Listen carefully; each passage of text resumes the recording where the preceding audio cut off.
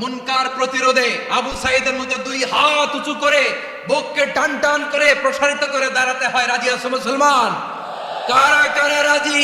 আল্লাহকে হাত দেখিয়ে প্রতিজ্ঞা করো।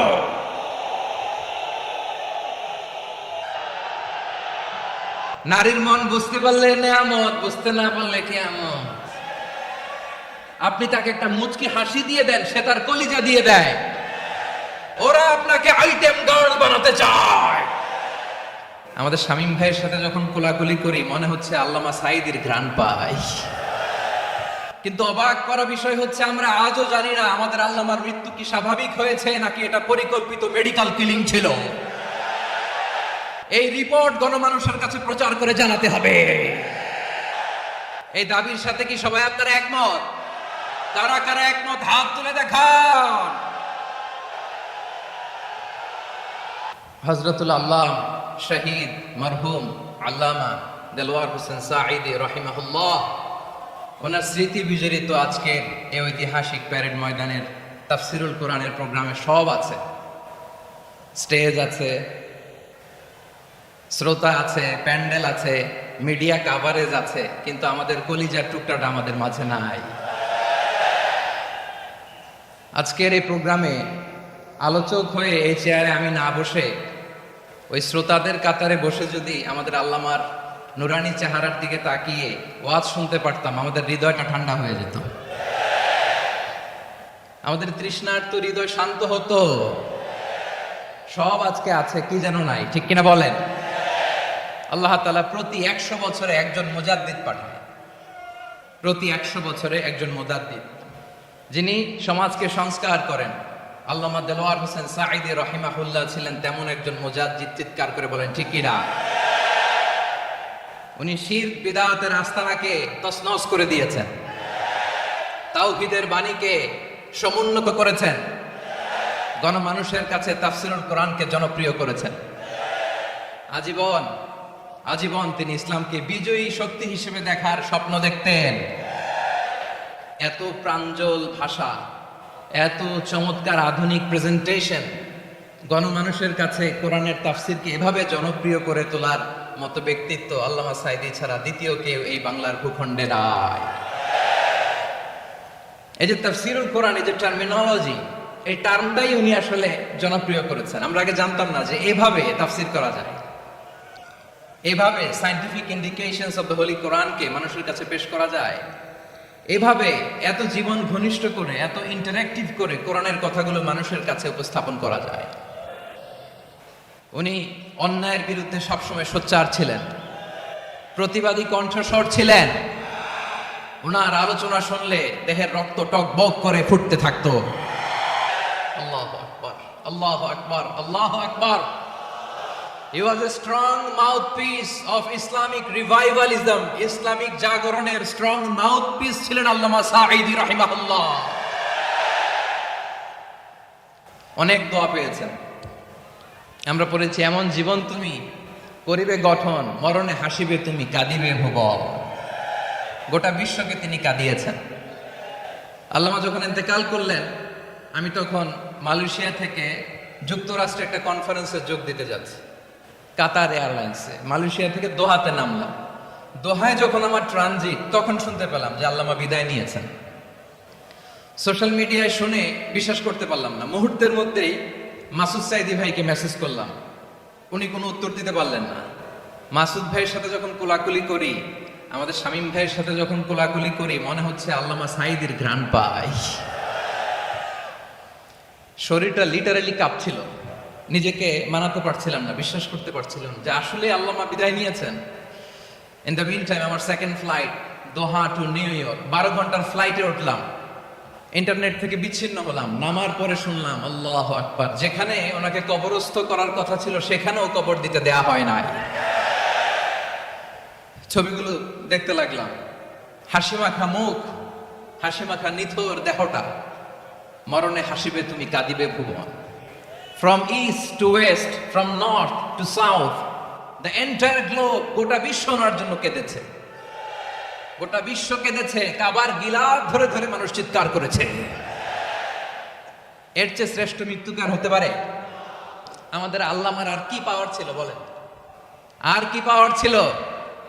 কুল্লু নাফসিন যায়িকাতুল মাউত, যারাই দুনিয়াতে আসবে তারা ইন্তেকাল করবে, এটা আমরা মেনে নেই, এটা আমরা জানি।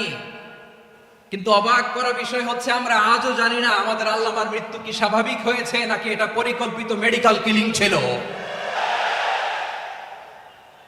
এটা যে পরিকল্পিত মেডিকেল কিলিং ছিল এটা ধারণা করার পেছনে অনেক কারণ আছে। তিনি আধিপত্যবাদের বিরুদ্ধে সোচ্চার ছিলেন, ফ্যাসিবাদের বিরুদ্ধে সোচ্চার ছিলেন, রাজনৈতিক প্রতিহিংসার শিকার ছিলেন। এজন্য এটা মেডিকেল কিলিং হতে পারে এ ধারণা আমরা করতেই পারি। আওয়াজ করে বলেন ঠিক কিনা?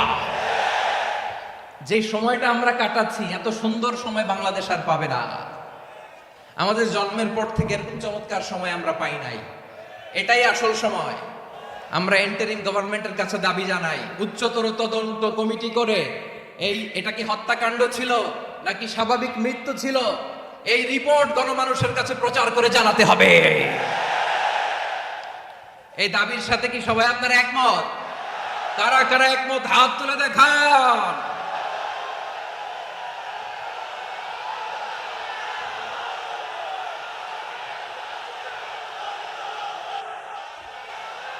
আমার প্রিয় ভাইয়েরা, প্রিয় চট্টলাবাসী, আল্লাহ তাআলা তার এই মুখলিস গোলামকে তার জান্নাতুল ফেরদাউসের মেহমান হিসেবে কবুল করুক, তার জীবনের সকল খেদমাগুলোকে কবুল করুক, জান্নাতুল ফেরদাউসের আলা মাকামে তাকে মেহমান হিসেবে কবুল করুক।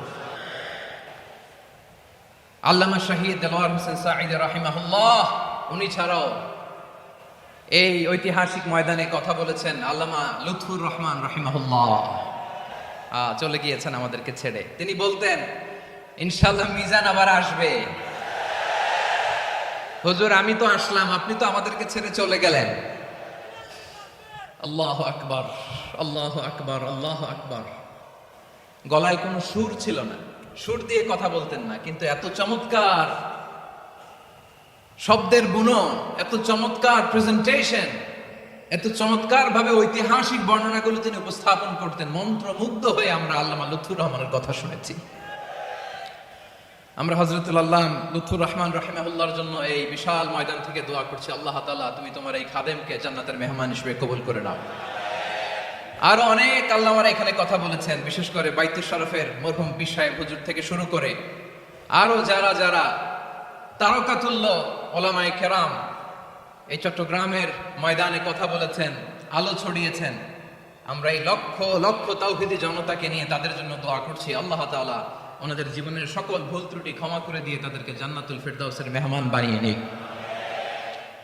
আমরা এই ঐতিহাসিক প্যারেড ময়দানের প্রোগ্রাম থেকে স্মরণ করতে চাই 24-এর ছাত্র নাগরিক অভ্যুত্থানে আমার যে সমস্ত ছাত্র নাগরিক ভাইয়েরা দেহের তাজা রক্ত বিলিয়ে দিয়ে নতুন বাংলাদেশ আমাদেরকে উপহার দিয়েছে। বিশেষ করে আপনাদের এই চট্টগ্রামের শহীদ ফয়সাল, শহীদ ওয়াসিম সহ সকল শহীদকে আল্লাহ তাআলা কবুল করুক। আমরা সবাই পড়ি আমিন। প্রিয় ভাইয়েরা, আমি নগণ্য একজন কোরআনের ছাত্র, এত বিশাল মঞ্চে এত বড় প্ল্যাটফর্মে কথা বলা আমার জন্য সাজে না। তারপরও আমাদের মুরব্বীরা আমাদের ডানে বায়ে বসে আছেন, ওনাদের আদেশ ক্রমে, ওনাদের অনুমতি ক্রমে কিছু কথা আজকের এই ঐতিহাসিক প্রোগ্রামে আপনাদের সামনে উপস্থাপন করার চেষ্টা করব। ওমা তৌফিক ইল্লা বিল্লাহ। প্রিয় ভাইয়েরা, 5 দিন ব্যাপী এই তাফসীরুল কোরআনের প্রোগ্রামে অনেক ওলামা হযরত কথা বলেছেন। যারা কোরআন সুন্নাহ থেকে আমাদেরকে কোরআনের কথাগুলো শোনালেন, আমরা যেন সেগুলো আমল করতে পারি, আল্লাহ আমাদেরকে তৌফিক দান করুন। শুরুতে আমাদের নিয়তটাকে খালিস করে নেওয়া দরকার। এই যে গ্যাদারিং, এই যে হিউজ শোডাউন, এগুলো যদি আমাদের নিজেদেরকে পরিবর্তন না করে তাহলে এতে কোনো লাভ নাই। জোরে বলেন ঠিক কিনা?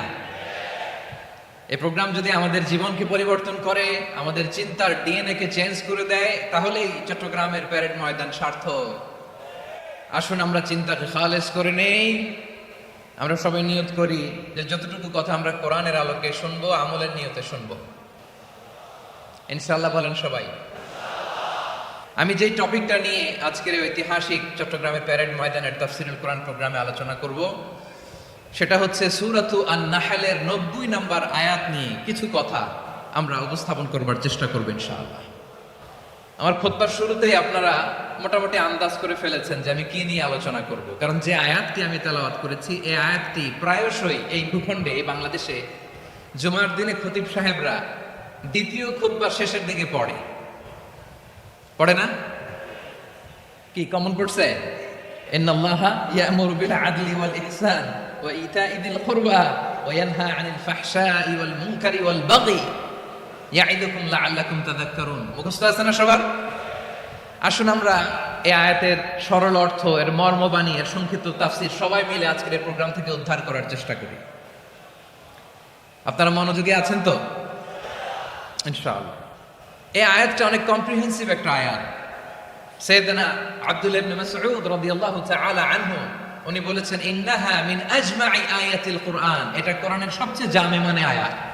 যদিও ছোট্ট আয়াত, অল্প কিছু কথামালা, কিন্তু তিনি বলতেন এটা কোরআনের সবচাইতে জামে মানে সবচেয়ে কম্প্রিহেন্সিভ একটা আয়াত, যেখানে কথা কম, শব্দ কম, কিন্তু এটার দোতনা, এটার আবেদন, এটার মিনিং অনেক বেশি। সুবহানাল্লাহ।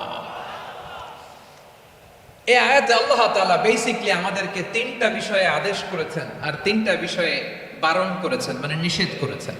আওয়াজ করে বলুন, আদেশ করেছেন কয়টা? প্রিয় চট্টলার ভাইয়েরা, আমার মতো এই যে তিন আঙ্গুল উঁচু করে বলেন, আদেশ করেছেন কয়টা? আবার নিষেধও কয়টা? মানবো তো আমরা ইনশাআল্লাহ? বলেন সবাই। 3 do's and 3 don'ts, do's and don'ts, তিনটা আদেশ, তিনটা নিষেধ। এই তিনটা আদেশ আর তিনটা নিষেধের ভেতরে আল্লাহ তাআলা গোটা ইসলামী শরিয়ার মূল নির্যাসকে ঢুকিয়ে দিয়েছেন। সুবহানাল্লাহ। এই ছোট্ট একটা আয়াতে গোটা ইসলামী শরিয়ার the gist, the cream of the creams, গোটা ইসলামী শরিয়ার মূল নির্যাসকে আল্লাহ ঢুকিয়ে দিয়েছেন। তিনটা আদেশ আর তিনটা নিষেধ। আসুন আমরা সরাসরি কোরআন থেকে শুনি। সবাই পড়ুন, আউযু বিল্লাহি মিনাশ শাইতানির রাজীম, বিসমিল্লাহির রাহমানির রাহিম, ইন্নাল্লাহা ইয়া'মুরু বিল আদলি ওয়াল ইহসানি ওয়া ইতা'i যিল কুরবা ওয়া ইয়ানহা আনিল ফাহশাই ওয়াল মুনকারি ওয়াল বাগি ইয়া'ইযুকুম লা'আল্লাকুম তাযাক্কারুন।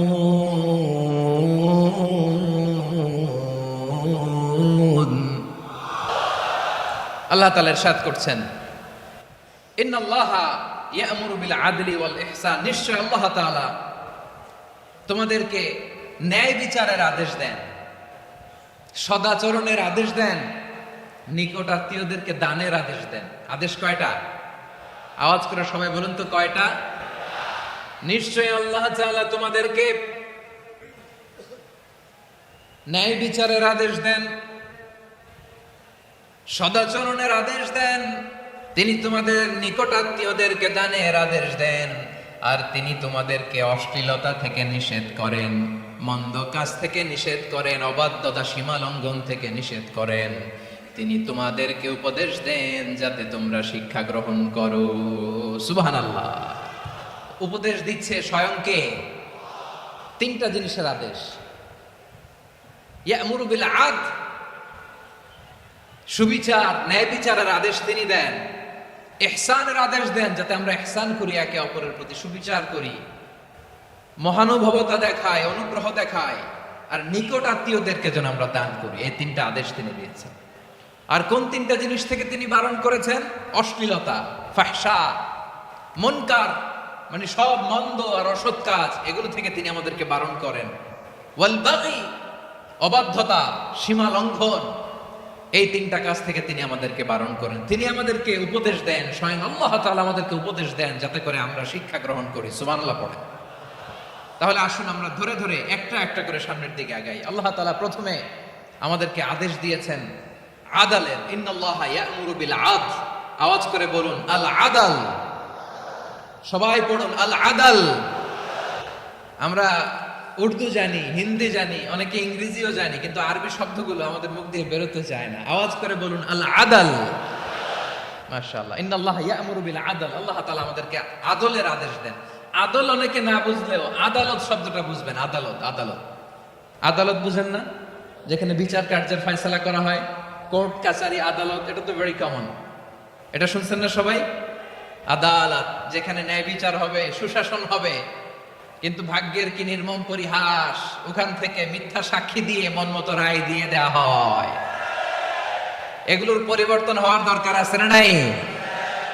প্রিয় ভাইয়েরা, আদালত, আল আদল, ইংরেজিতে বলে জাস্টিস, ন্যায় বিচার, সুবিচার, সুশাসন, জাস্টিস, আল আদল, সব জায়গায় এই জাস্টিস থাকা দরকার। Justice should be prevail in the society.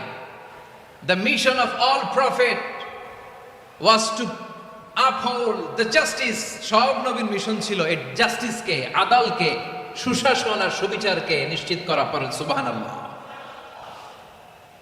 And the core message of every divine scripture was to uphold justice. পৃথিবীর সব আসমানি কিতাবের মূল শিক্ষা ছিল এই জাস্টিসকে সমাজে এনশিওর করা, সুবিচার, সুশাসনকে এনশিওর করা। তাহলে প্রিয় ভাইরা, আমরা বুঝতে পারলাম আল আদ শব্দের মানে হচ্ছে ইনসাফ বা সুবিচার বা ন্যায় বিচার। এটা হচ্ছে একটা general meaning, very general meaning. আপনি যদি ইন ডেপথ বুঝতে চান, আরো ভেতরে যান, তাহলে আদল মানে হচ্ছে সমন্বয়, আদল মানে হচ্ছে ভারসাম্য, ব্যালেন্স। আদল মানে হচ্ছে মধ্যম পন্থা। সুবহানাল্লাহ পড়ে। কারণ সব সময় সমান সমান হইলেই সুবিচার হয় না। কথা কি বুঝতেছেন? ইসলামের দ্য কনসেপ্ট অফ আদল, এটা এমন আদল, এটা সব সময় সমান সমান নয়। যখন সমান সমান দেওয়া দরকার, ইসলাম সমান সমান দেয়। যখন ব্যালেন্স করা দরকার, চেক এন্ড ব্যালেন্স, সমন্বয়, ভারসাম্য করা দরকার, তখন ইসলাম ভারসাম্য করে দেয়। এটার নাম আদল। সুবহানাল্লাহ। সহজ করে আপনাদেরকে বুঝাই, যেমন ধরুন একটা পরিবারের 3 জন সদস্য, স্বামী, স্ত্রী আর সন্তান। তাদের সকালবেলার ব্রেকফাস্টে, স্বামীর সকালের নাস্তায় স্বামীর 3টা রুটি লাগে, স্ত্রীর 2টা লাগে, আর সন্তানের 1টা রুটি লাগে। এখন আমি যদি সমান সমান করে আদল করতে চাই, সবাইকে যদি 3টা করে রুটি দেই, তাহলে স্বামী বেচারার জন্য ঠিক আছে? কি বলেন? কথা কি বুঝতেছেন না কষ্ট হয়ে যাচ্ছে? যদি সমান সমানের নিয়মে আগাই, তাহলে 3টা করে যদি রুটি দেই, স্বামীর জন্য ওকে, কিন্তু স্ত্রীর জন্য 1টা বেশি হয়ে যায়। আর সন্তানের জন্য কয়টা বেশি হয়? আচ্ছা, এই তো বুঝতেছেন, মাশাআল্লাহ। আচ্ছা, 2টা করে যদি সবাই দেয় সমান সমান নীতিতে, তাহলে স্ত্রীর জন্য, স্ত্রী বেচারির জন্য ঠিক আছে, কিন্তু স্বামীর কয়টা কম পড়ে? আর সন্তানের বেশি হয়ে যায় কয়টা? আচ্ছা, সমান সমান নীতিতে সবাইকে যদি সকালের নাস্তার জন্য 1টা করে রুটি দেয়, সন্তানের জন্য ঠিক আছে, কিন্তু স্ত্রী বেচারির কম পড়ে কয়টা? স্বামীর কম পড়ে কয়টা? 2টা। কথা কি বুঝতেছেন? আর আমি যদি স্বামীকে দেই 3টা, স্ত্রীকে দেই 2টা, আর সন্তানকে দেই 1টা, তাহলে কারো অপচয় হবে না। যার যতটুকু দরকার ঠিক ততটুকুই কাজে লাগবে। চিল্লায় বলেন ঠিক কিনা? এটাই হচ্ছে ইসলামের আদল, যেখানে যা যতটুকু দরকার তাকে সেখানে ঠিক ততটুকু দিয়ে দেওয়ার নামই হচ্ছে আদল। চিল্লায় পড়েন আল্লাহু আকবার। রব্বুল আলামিন বলেন, ইউসিকুমুল্লাহু ফি আওলাদিকুম লিযযাকারি মিসলু হাযযিল উনসায়াইন। আল্লাহ তোমাদেরকে ওসিয়ত করেন, তোমাদেরকে আদেশ দেন, উত্তরাধিকার সম্পদ যখন বন্টন হবে, ছেলেরা যতটুকু পাবে, মেয়ে পাবে তার অর্ধেক। সুবহানাল্লাহ বলেন। দেখেন, ছেলে যদ্দূর, মেয়ে অর্ধেক, ছেলে ডবল পাবে। আপাত দৃষ্টিতে মনে হয় এখানে অবিচার হয়েছে, কিন্তু আসলে কি অবিচার হয়েছে? আপনি বিয়ের ক্ষেত্রে যান, ওইখানে আবার ছেলে মোহরানা দেয়, মেয়ে সেখানে মোহরানা পায়। তাহলে চেক এন্ড ব্যালেন্স, ভারসাম্য, ব্যালেন্স, মধ্যম পন্থা এখানে আছে না নাই? এটাই হচ্ছে ইসলামের আদল। আল্লাহ তাআলা এই আদলের আদেশ দিয়েছেন, সুবিচার, ন্যায় বিচার, সুশাসন এবং ভারসাম্যের আদেশ দিয়েছেন। প্রিয় ভাইয়েরা, একটি শান্তিময় সমাজ, একটা সমৃদ্ধ সমাজ, একটা মানবিক সমাজ যদি আমরা পেতে চাই, এই আয়াতের মধ্যে যতগুলো পয়েন্ট আছে সবগুলোর বাস্তবায়ন লাগবে। কথা বুঝতে পেরেছেন? বলেন, আওয়াজ করে বলেন, আমরা একটা শান্তির সমাজ চাই কি চাই না? আমরা একটা সমৃদ্ধ বাংলাদেশ চাই কি চাই না? আমরা একটা মানবিক বাংলাদেশ চাই কি চাই না? এই আয়াতে আল্লাহ তাআলা একটা মানবিক সমাজের রূপরেখা টেনেছেন। তার প্রথম কথা হচ্ছে ইন্নাল্লাহা ইয়া'মুরু বিল আদল। আল্লাহ তাআলা তোমাদেরকে আদলের নির্দেশনা দেয়, সুবিচার সুশাসনের নির্দেশনা দেয়। যে সমাজে আদল থাকে না সে সমাজে জুলুম মানুষের ঘাড়ে চেপে বসে।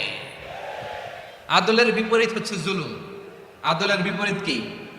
জুলুম বা জাওর, অত্যাচার, অবিচার, বৈষম্য। এই যে বৈষম্য বিরোধী ছাত্র আন্দোলন কমন পড়ছে? এই যে একজন সমন্বয়ক তো দেখা করলো আমার সাথে। জুলুম মানে হচ্ছে বৈষম্য। বৈষম্যের স্থান ইসলামে নাই, অবিচারের স্থান ইসলামে নাই, জুলুমের স্থান ইসলামে নাই। আল্লাহ তাআলা বলেন যে আমি জুলুমকে নিজের জন্য হারাম করেছি এবং তোমাদের জন্য হারাম করেছি। বিশ্বনবী ফরমান, আল্লাহ তাআলা বলেন হাদিসে কুদসিতে, ইয়া ইবাদি ইন্নী হারামতু যুলমা আলা নাফসি ওয়া জাআলতুহু বাইনাকুম মুহাররামান ফালা তাযালামু। আমার গোলামেরা শোনো, নিশ্চয় আমি আল্লাহ তাআলা জুলুমকে আমি আমার উপরে হারাম করেছি, অনুরূপভাবে জুলুম করাকে তোমাদের উপরেও হারাম করেছি। ফলে ফালা তাযালামু, তোমরা একে অপরের সাথে জুলুম করো না। খবরদার, জুলুমের সাথে আমাদের কোনো সম্পর্ক নাই। আল্লাহ তাআলা আদলের আদেশ দিয়েছেন, আদালতের আদেশ দিয়েছেন, সুশাসনের ন্যায় বিচারের আদেশ দিয়েছেন। ইন্নাল্লাহা ইয়া'মুরু বিল আদল, আমাদেরকে আদল প্রতিষ্ঠা করতে হবে। জুলুমের সাথে ইসলামের কোনো সম্পর্ক নাই। আল্লাহ তাআলা জালিমদের জন্য কঠিন শাস্তি প্রস্তুত করে রেখেছেন। যারা এই আদলকে ভুলুণ্ঠিত করে জুলুমের রাস্তায় হাঁটতে চায় তাদের প্রাপ্য কিয়ামতের ময়দানে বুঝিয়ে দিবে কে? আল্লাহ তাআলা তাদের প্রাপ্যকে বুঝিয়ে দিবেন। এজন্য বিশ্বনবী বলে, খবরদার, তোমরা ইনসাফ করবে, আদল করবে, জুলুম করবে না। আর যুলমু যুলুমাতুন ইয়াউমাল কিয়ামা, জুলুম কিয়ামতের দিন অন্ধকার হয়ে জালিমের ঘাড়ে চেপে বসবে। আবার বিশ্বনবী বলতেন, ইত্তাকি দাওয়াতাল মাজলুম, খবরদার, তোমরা মজলুমের কান্নাকে ভয় করো। ফাইন্নাহু লাইসা বাইনাহু ওয়া বাইনাল্লাহি হিজাব, কেননা মজলুমের কান্নার মাঝে আর আল্লাহর আরশের মাঝে কোনো পর্দা থাকে না। বিশ্বাস হয়? এই কথা বিশ্বাস হয়? এর জলজন্ত প্রমাণ তো আমরা নিজেরাই দেখলাম। হ্যাঁ, মজলুমের কান্না ফুলে ফেপে মহিরুহ হয়ে পাহাড়ের মতো হয়ে বিস্ফোরিত হয়ে জালিমের মসনদকে ছারখার করে দিয়েছে। এর প্রমাণ তো আমরা নিজেরাই তো দেখলাম। জালিমের পরিণতি কি হয় আমরা জীবদ্দশাই তো দেখলাম। এমনও কোনো জুলুম নাই যে হয় নাই, ঠিক কিনা বলেন? আহারে জুলুম, আহারে জুলুম। রিসেন্টলি আয়নাঘরের কিছু ছবি প্রকাশিত হয়েছে সোশ্যাল মিডিয়ায়, দেখেছেন আপনারা?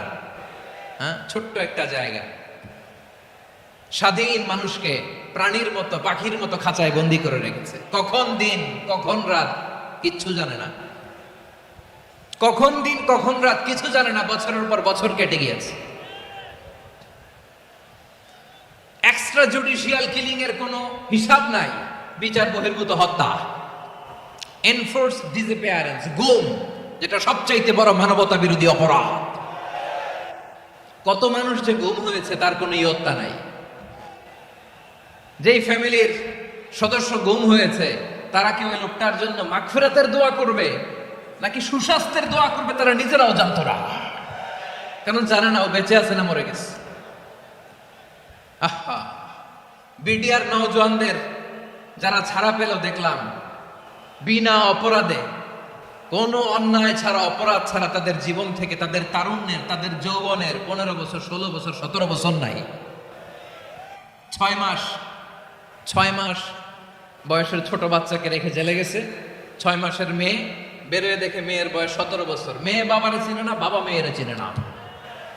মেয়েকে এখন বিয়ে দিয়ে আরেক ছেলের হাতে তুলে দিবে। মেয়ের শৈশব বাবা দেখে নাই, মেয়ের কৈশোর বাবা দেখে নাই, মেয়ের তারুণ্য দেখে নাই। আরেক যুবককে দেখলাম 14 বছরের 14 দিনের সংসার, 2 সপ্তাহের সংসার শেষে জেলে গেছে। কত যুবকের যে স্ত্রী চলে গিয়েছে ফ্যামিলি ছেড়ে, কারণ জানে না তো কবে আসবে, কি হবে, কেউ জানতো না। দাম্পত্য জীবনের মাত্র 14 দিনের স্মৃতি, এই স্মৃতিকে আঁকড়ে ধরে এক বোন 16টা বছর 17টা বছর কাটিয়ে দিয়েছে। আমি নিউজটা দেখে ভাবলাম আমার এই বোনের প্রতিটি দিন কিভাবে কেটেছে, প্রতিটি রাত কিভাবে কেটেছে, প্রতিটি ক্ষণ কিভাবে কেটেছে। বিশ্বনবী বলেছেন, ইত্তাকি দাওয়াতাল মাজলুম ফাইন্না লাইসা বাইনাহু ওয়া বাইনাল্লাহি হিজাব। মাজলুমের কান্নাকে ভয় করো, কারণ মাজলুমের কান্না আর আল্লাহর মাঝে কোনো পর্দা থাকে না। আমরা আর এরকম কোন জুলুম বাংলাদেশে দেখতে চাই না, জোরে বলেন ঠিক কিনা? আর কেউ নতুন করে জালিম হোক আপনারা চান? আবার নতুন করে কেউ ফ্যাসিস্ট হোক আপনারা চান? এক দল আরেক দলকে নিশ্চিহ্ন করার রাজনীতিতে মেতে উঠুক এটা আপনারা চান? আমরা বাংলাদেশকে আদল দিয়ে সাজাতে চাই। আমরা এই 56,000 বর্গ মাইলের প্রতিটা ইঞ্চি মাটিকে কোরআনের আইন দিয়ে সাজাতে চাই। রাজি আছেন আপনারা? কারা কারা রাজি দেখান হাত তুলে আল্লাহকে।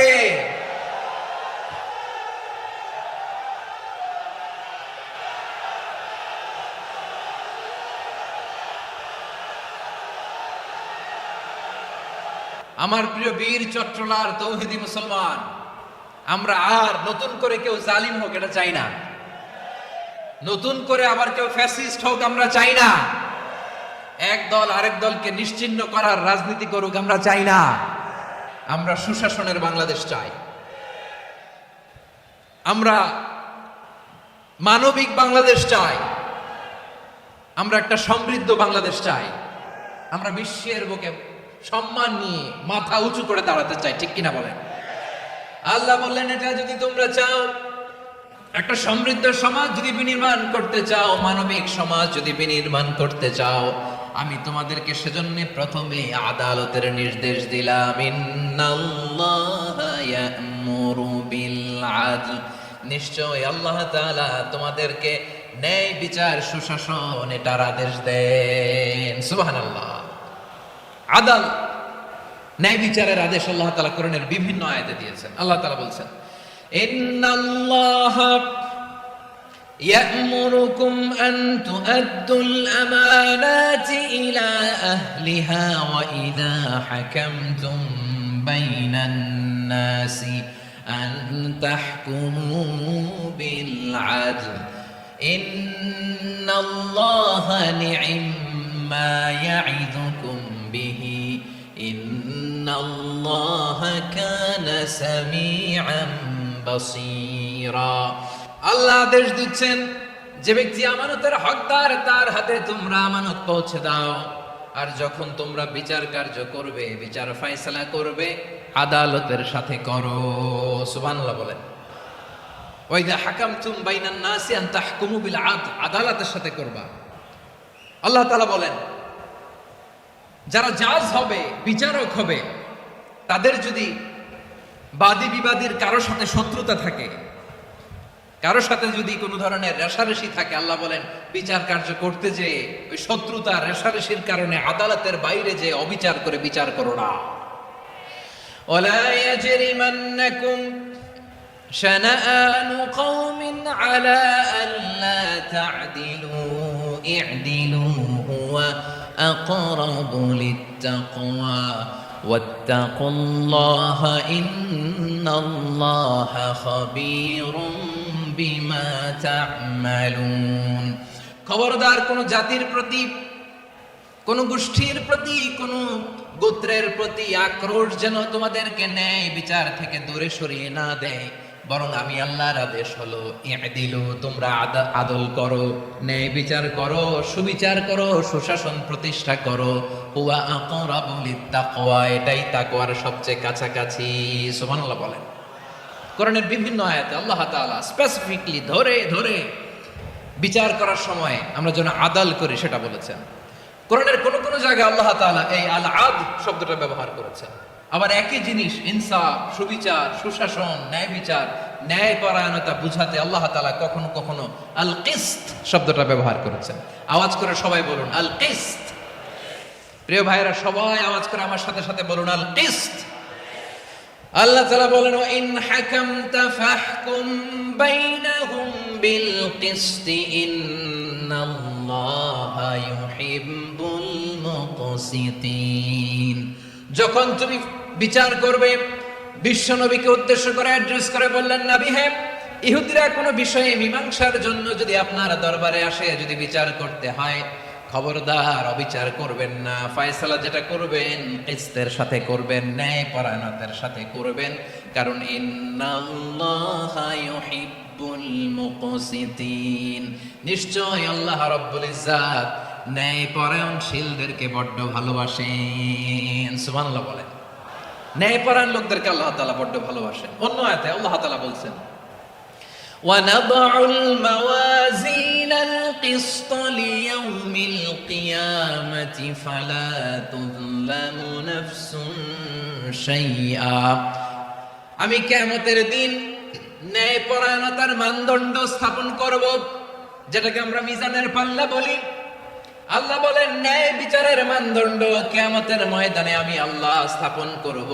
সেদিন কারো প্রতি বিন্দু পরিমাণ, এক চুল পরিমাণ অবিচার করা হবে না, কোনো বিচার করা হবে না। সেদিন সুশাসন হবে, সুবিচার হবে, ন্যায় পরায়ণতার সাথে বিচার হবে। আওয়াজ করে পড়েন আল্লাহু আকবার। তাহলে প্রিয় ভাইরা, যে তিনটি বিষয়ে আল্লাহ তাআলা আমাদেরকে আদেশ দিয়েছেন, তার প্রথমটা হচ্ছে আদালত, ইনসাফ, সুবিচার, ন্যায় বিচার। এটা আমরা চাই কি চাই না? বিশ্বনবী ন্যায় বিচার, ন্যায় পরায়ণতা, সুশাসন প্রতিষ্ঠিত করেন কি করেন নাই? আপনারা বিশ্বনবীর সিরাত যারা পড়েছেন, আপনি দেখবেন বিশ্বনবীর সিরাতের পরতে পরতে, বাঁকে বাঁকে, সিরাতের বাঁকে বাঁকে এই আদালতের নমুনা মেলে। সুবহানাল্লাহ বলেন। ছোট্ট একটা নমুনা রাসূল সাল্লাল্লাহু আলাইহি ওয়াসাল্লামের আসিরা আল আতিরা থেকে ছোট্ট একটা নমুনা আপনাদের খেদমতে এখানে উপস্থাপন করি। বিশ্বনবী সাল্লাল্লাহু আলাইহি ওয়াসাল্লাম মক্কা বিজয় করলেন ৮ম হিজরিতে।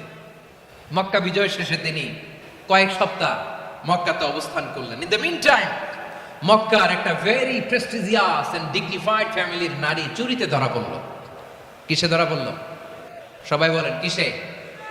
আমাদের সমাজে আসেনি এটা? আছে? ছোট না বড়? হ্যাঁ, হিসাব করে শেষ করা যায় না। ৩.৫ লাখ কোটি টাকা নাই উন্নয়ন প্রকল্পের নামে, উন্নয়ন প্রকল্পের নামে ৩.৫ লাখ কোটি টাকা নাই। ৩.৫ লাখ কোটি টাকা লিখতে পারবেন আপনি? এক টানে লিখতে পারবেন? বুঝতেছেন কত বড় সংখ্যা? বনু মাখজুমিয়া গোত্রের এক নারী মক্কায় চুরিতে ধরা পড়ল। বলেন তো চুরি করলে বিধান কি? কি কাটতে হবে? চুরির বিধান হলো হাত কেটে দাও। তাও সেটা গোপনে নয়, প্রকাশ্যে জনসম্মুখে হাত কেটে দাও।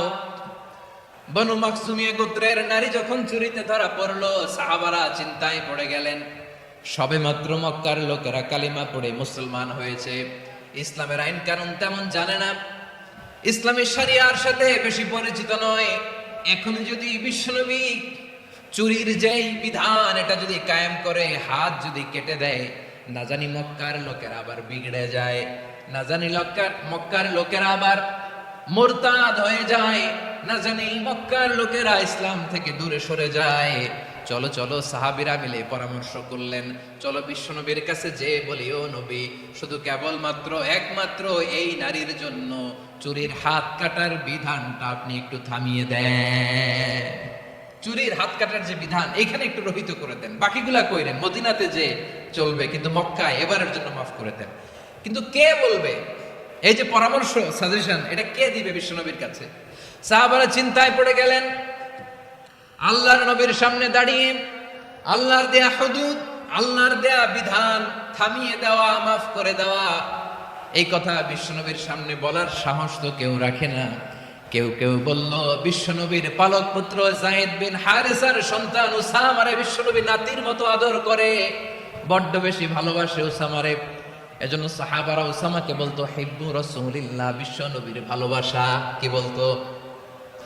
সাহাবীরা বললেন, বিশ্বনবীর ভালোবাসা হিব্বু রাসূলিল্লাহ, উসামারে পাঠাও। উসামারে বিশ্বনবীর নাতির মতো স্নেহ করে, মায়া করে, ভালোবাসে। আমরা পারবো না, উসামা পারবে। সবাই মিলে ফুলিয়ে ফুসিয়ে ওসামাকে, ছোট্ট ওসামাকে রাজি করালো। ওসামা, এমন এমন কথা যে তুমি বিশ্বনবীর কাছে বলতে হবে, পারবা নাকি? ওসামা বলে, পারবো। সাইয়েদনা ওসামা রাদিয়াল্লাহু তাআলা আনহু তরুণ সাহাবী বিশ্বনবীর কাছে গেলেন, যে বললেন, নবী, বনু মাখজুমিয়া গোত্রের এক নারী চুরিতে ধরা পড়েছে, এবারের জন্য কি এই মহিলাটারে মাফ করে দিলে হয় না? এবারের জন্য একটু ক্ষমা করা যায় না নবী? বিশ্বনবী বলেন, আতাশফাউ ফি হাদ্দিন মিন হুদুদিল্লাহ, তোমার এত বড় সাহস উসামা, তুমি আল্লাহর হাদ, আল্লাহর দেয়া বিধান, এটার ব্যাপারে সুপারিশ করতে এসেছো? তোমরা কি জানো তোমাদের আগে যত কওম, যত গোত্র, যত জনপদ ধ্বংস হয়েছে তার কারণ ছিল তাদের মধ্যে গরিবরা অন্যায় করলে তারা বিচার করত, আর ধনীরা অন্যায় করলে তারা মাফ করে দিত। খবরদার, ওয়া আইমুল্লাহ লাউ আন্না ফাতিমাতা বিনতি মুহাম্মাদিন সারাকাত লাকাতা মুহাম্মাদুন ইয়াদাহা। বিশ্বনবী বললেন, ওরে ওসামা, বানু মাখজুমিয়ার ওই প্রেস্টিজিয়াস এন্ড ডিগনিফাইড ফ্যামিলির মেয়ে তো দূর কি বাত, অনেক দূরের কথা। জেনে রেখো ওসামা, আমার কলিজার টুকরা নয়নের পুটুলি ফাতেমাও যদি মক্কার জমিনে আজকে এই চুরির দায়ে ধরা পড়তো, আমি বিশ্বনবী মুহাম্মদুর রাসূলুল্লাহ ধরে ফাতেমার ডান হাতটা কেটে দিতে এক বিলম্ব দেরি করতাম না। ইন্নাল্লাহা ইয়া'মুরু বিল আদল, আমাদেরকে জাস্টিস শিখায় পশ্চিমারা, আমাদেরকে ইনসাফ শিখায়, আমাদেরকে সুশাসন শিখায়। আর ইনসাফ, সুশাসন, ন্যায় বিচার, সুবিচার, জাস্টিস কারে বলে বিশ্বনবীর বায়োগ্রাফি থেকে জেনে নাও। এই ছিল বিষ্ণু ইসলামের আদালতের নমুনা। আপনি যদি সাইয়েদনা ওমর ফারুকের জীবনের দিকে তাকান, এমন কঠোর, এমন বীর সেনানী ছিলেন। সাইয়েদনা ওমর ফারুক যদি রাস্তার এই মাথা দিয়ে হাঁটা শুরু করতেন, শয়তান ওমর ফারুককে দেখলে ওই রাস্তা রেখে দিয়ে অন্য রাস্তা দিয়ে হাঁটতো। সুবহানাল্লাহ। ওমর ফারুক রাদিয়াল্লাহু তাআলা কি পার্সোনালিটি ছিল, কি পার্সোনালিটি। আমাদের এলাকায় ছোট বাচ্চারা রাতে ভাত খেতে চায় না, আমার মেয়েটাও খেতে চায় না। এই এটা দিব, ওইটা দিব, আজকে মাহফিলে আসার সময় বলে দিছে লিস্ট করে এটা এটা আনতে হবে।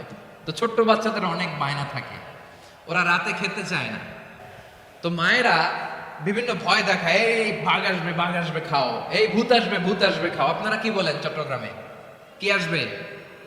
হ্যাঁ, ভূত, ভূত, ভূত আসবে, বাঘ আসবে, খাও খাও খাও, তাড়াতাড়ি খাও। তো বাচ্চারা এগুলো শুনে ভয়ে খেতে শুরু করে।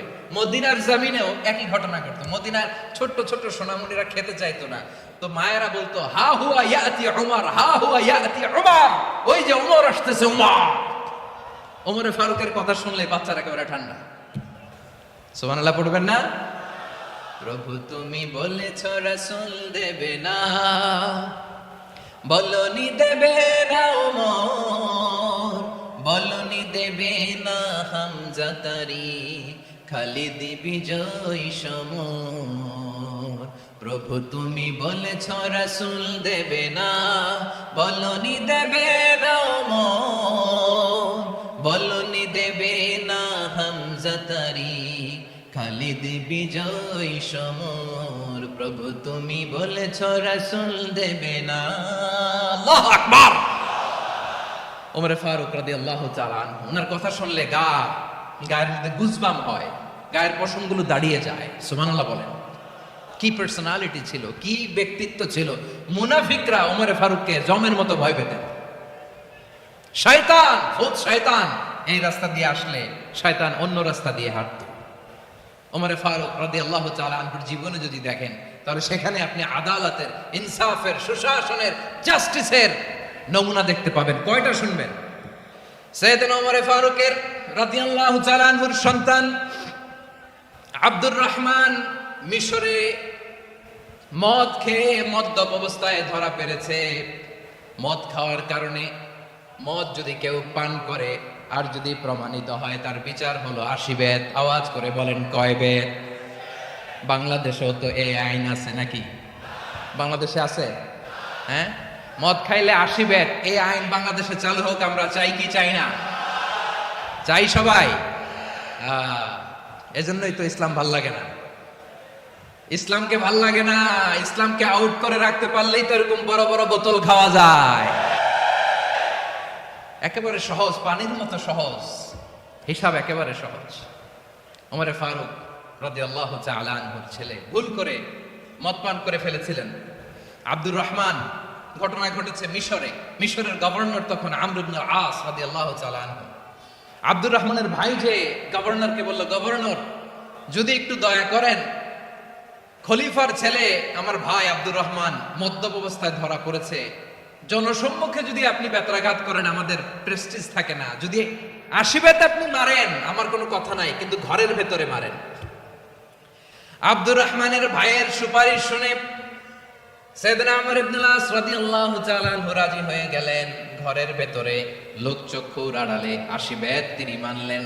কিন্তু ঘটনাক্রমে এই কথা লুকিয়ে লুকিয়ে ঘরের ভেতরে 80 বেত মারার কথা সাইয়েদনা ওমর ফারুক মদিনা থেকে জানতে পারলেন। মদিনা থেকে তিনি ফরমান জারি করলেন, এই বিচার যেমনটি আমর ইবনে আস আদায় করেছে, এটা প্রকৃতপক্ষে আদায় হয় নাই। আসো সবাই মদিনায় আসো, আমর ইবনে আস মদিনায় আসো, আব্দুর রহমানও আসো, সবাই আসো, জনসম্মুখে এই বিচার কার্যকর করতে হবে। সাইয়েদনা ওমর ফারুক মসজিদে নববীর পিলারের মধ্যে নিজের ছেলেকে বাঁধলেন, আবার জনসম্মুখে 80টা বেত তার গায়ের মধ্যে মারলেন। মাজমুয়ে ফাতাওয়া ইবনে তাইমিয়া রাহিমাহুল্লাহ উনি এটা নকল করেছেন। এটা সবচেয়ে বিশুদ্ধ মত। আর অনেক মত আছে, মারা গেছে কবরের উপর, ওগুলো বাদে দিলাম। কেমন খলিফা ছিলেন, কেমন খলিফা! পশ্চিমারা তোমরা জাস্টিস আমাদেরকে শেখাও, ইনসাফ কারে বলে সুশাসন আমাদেরকে তোমরা শেখাও। ওমর ফারুক রাদিয়াল্লাহু তাআলা ওই বিচারকে তিনি ধর্তব্য মনে করেন নাই। মদিনাতে এনে আবার জনসম্মুখে আবার 80 বেত মেরেছেন। মিশরে ওমর ফারুক রাদিয়াল্লাহু তাআলা আমর ইবনে আসকে গভর্নর করে পাঠালেন। সেখানে আমর ইবনে আসের ছেলে একটা প্রতিযোগিতায় রানার আপ হয়েছে। এক মিশরি সেখানে চ্যাম্পিয়ন হয়েছে। রানার আপ বুঝতে পেরেছেন তো? রানার আপ সেকেন্ড হয়েছে, এক মিশরি হয়েছে চ্যাম্পিয়ন প্রথম। কিন্তু গভর্নরের ছেলে ও জিততে পারে নাই। ও রাগে ওই মিশরির গায়ের মধ্যে কয়েকটা লাঠি দিয়ে বাড়ি মেরেছে। মিশরি যে মদিনাতে ওমর ফারুকের কাছে বিচার দিলেন, আপনার গভর্নরের ছেলে অন্যায়ভাবে আমার গায়ে হাত তুলেছে। সাইয়েদনা ওমর ফারুক আবার ফরমান জারি করলেন, আসো মদিনাতে আসো। মিশরীকে ডাকলেন। ওই মিশরের গভর্নর আমর ইবনে আস রাদিয়াল্লাহু তাআলা আনহুকে ডাকলেন, তার ছেলেকেও ডাকলেন। সবাই বসে রইল। আমর ইবনে আস রাদিয়াল্লাহু তাআলা আনহু মাথা নিচু করে বসে আছেন, লজ্জায় কাচুমাচু। হায় হায়, আজকে আমার ছেলের কারণে আমিরুল মুমিনিন খলিফাতুল মুসলিমিন ওমর ফারুকের কাছে আমি জনসম্মুখে লজ্জিত হচ্ছি। সাইয়েদনা ওমর ফারুক বললেন, এই নাও লাঠি। গভর্নরের ছেলে তোমার মাথার মধ্যে যতগুলো বাড়ি মেরেছে, আজকে জনসম্মুখে তুমি অতগুলা বাড়ি মারো। মিশরি বলে, থাক, আপনি যে ডেকে আনছেন সবার সামনে এটা বলছেন, এতেই আমি খুশি। আল্লাহু আকবার! আপনার মহানুভবতা দেখে আমি খুশি, আর অপমানের দরকার নাই। ওমর ফারুক বলে, না, খবরদার, এই কথা মিশরি তুমি বলো না, মারো, যতগুলা বাড়ি মেরেছে মারো। বাধ্য হয়ে মিশরি আমর ইবনে আসের সামনে ওনার কলিজার টুকরা সন্তানের মাথার মধ্যে বাড়ি মারতে আরম্ভ করলেন। ঠিক যতগুলা বাড়ি গভর্নরের ছেলে আমর ইবনে আসের ছেলে মিশরির গায়ে মেরেছিল, মাথায় মেরেছিল, মিশরি গুনে গুনে ততটা মারলেন। এই দৃশ্য দেখে ওমর ফারুক রেগে মেগে আগুন, রাগের চোটে রাগ সামলাতে না পেরে, আর নিজেকে সামলাতে না পেরে মিশরিরে বললেন, ছেলেরে মারা শেষ হয়ে গেলে এবার বাবার টাক মাথার মধ্যে কয়েকটা বাড়ি মার। রাগের চোটে, আউট অফ অ্যাঙ্গার, রাগের চোটে, যে আমার পাঠানো গভর্নর আমর ইবনে আস তার ছেলেকে কেন তারবিয়া, কেন শিক্ষা দিতে পারে না। ছেলেরে মারা হইলে এবার আমর ইবনে আসের মাথার মধ্যে দুইটা মারো। এটা রাগে বলেছেন, এটা শাস্তি হিসেবে না। সুবহানাল্লাহ পড়ে। তোমরা আমাদেরকে সুশাসন শিখাও, আমাদেরকে সুশাসন শিখাও। বিশ্বনবী বলেন, আদল এটা জানাতন বিষয় না, এটা দিয়েই মানবিক সমাজ গড়তে হবে। আল্লাহ তাআলা কিয়ামতের কঠিন ময়দানে, যেদিন স্বামী স্ত্রীকে চিনবে না, স্ত্রী স্বামীকে দেখে পালিয়ে যাবে, বন্ধু বন্ধুরে চিনবে না, পীর সাহেব মুরিদরে চিনবে না, মুরিদ পীর সাহেবরে চিনবে না, দলের কর্মী তার নেতারে চিনবে না, নেতা তার কর্মীরে চিনবে না, বন্ধু বন্ধুরে দেখে পালাবে। কঠিন মুহূর্তে সূর্যটা মাথার কাছে চলে আসবে, জমিনটা তামার জমিন হবে। আজকের জমিনের মতো নয়। মানুষ ঘর্মাক্ত, ক্লান্ত, শ্রান্ত মাথার মগজগুলো কানের ছিদ্র আর নাকের ছিদ্র দিয়ে বেয়ে বেয়ে পড়বে। বিশ্বনবী ফরমান, কিয়ামতের ওই কঠিন ময়দানে 7 শ্রেণীর ব্যক্তিকে রব্বুল আলামিন তার আরশের নিচে ছায়া দিবেন। তার মধ্যে প্রথম শ্রেণীর ব্যক্তি হলো ইমামুন আদিল। ইমামুন আদিল, ন্যায়পরায়ণ শাসক, যে ইনসাফের সাথে বিচার করে, যে জাস্টিস সমাজে সার্ভ করে, যে সুশাসন নিশ্চিত করে, ওই ইমামুন আদিল। আদিল শব্দটা বুঝছেন না? ইন্নাল্লাহা ইয়া'মুরু বিল আদল, পাইছেন? আদিল। 7 শ্রেণীর ব্যক্তিকে আল্লাহ তাআলা সুশীতল আরশের নিচে ছায়া দিবেন, যেদিন তার দেয়া ছায়া ছাড়া কোনো ছায়া থাকবে না। এর প্রথম হচ্ছে ইমামুন আদিল, ন্যায়পরায়ণ শাসক। চিল্লায় বলেন সুবহানাল্লাহ। আবার বিশ্বনবী বললেন, ইন্নাল মুকসিতিনা ইনদাল্লাহি আলা মানাবির মিন নূর আন ইয়ামিনির রহমান। কিয়ামতের দিন যারা ন্যায়পরায়ণ হিসেবে আল্লাহর সামনে দাঁড়াবে, কিয়ামতের দিন রব্বুল আলামিন তার আরশের ডান দিকে ওই ন্যায়পরায়ণ লোকদের জন্য আরশের ডান দিকে একটা নূরের মিম্বারে তাদেরকে বসার সুযোগ করে দিবে। আল্লাহর আরশের ডান দিকে ন্যায়পরায়ণ লোকদের জন্য আল্লাহ তাআলা নূরের মিম্বার বানাবে। 4টেখানে কথা মনে করেছেন? আল আদাল, জাস্টিস। ইন্নাল্লাহা ইয়া'মুরু বিল আদল। আল্লাহ তাআলা এই আদালতের নির্দেশনা দেয়, সুবিচার, সুশাসন।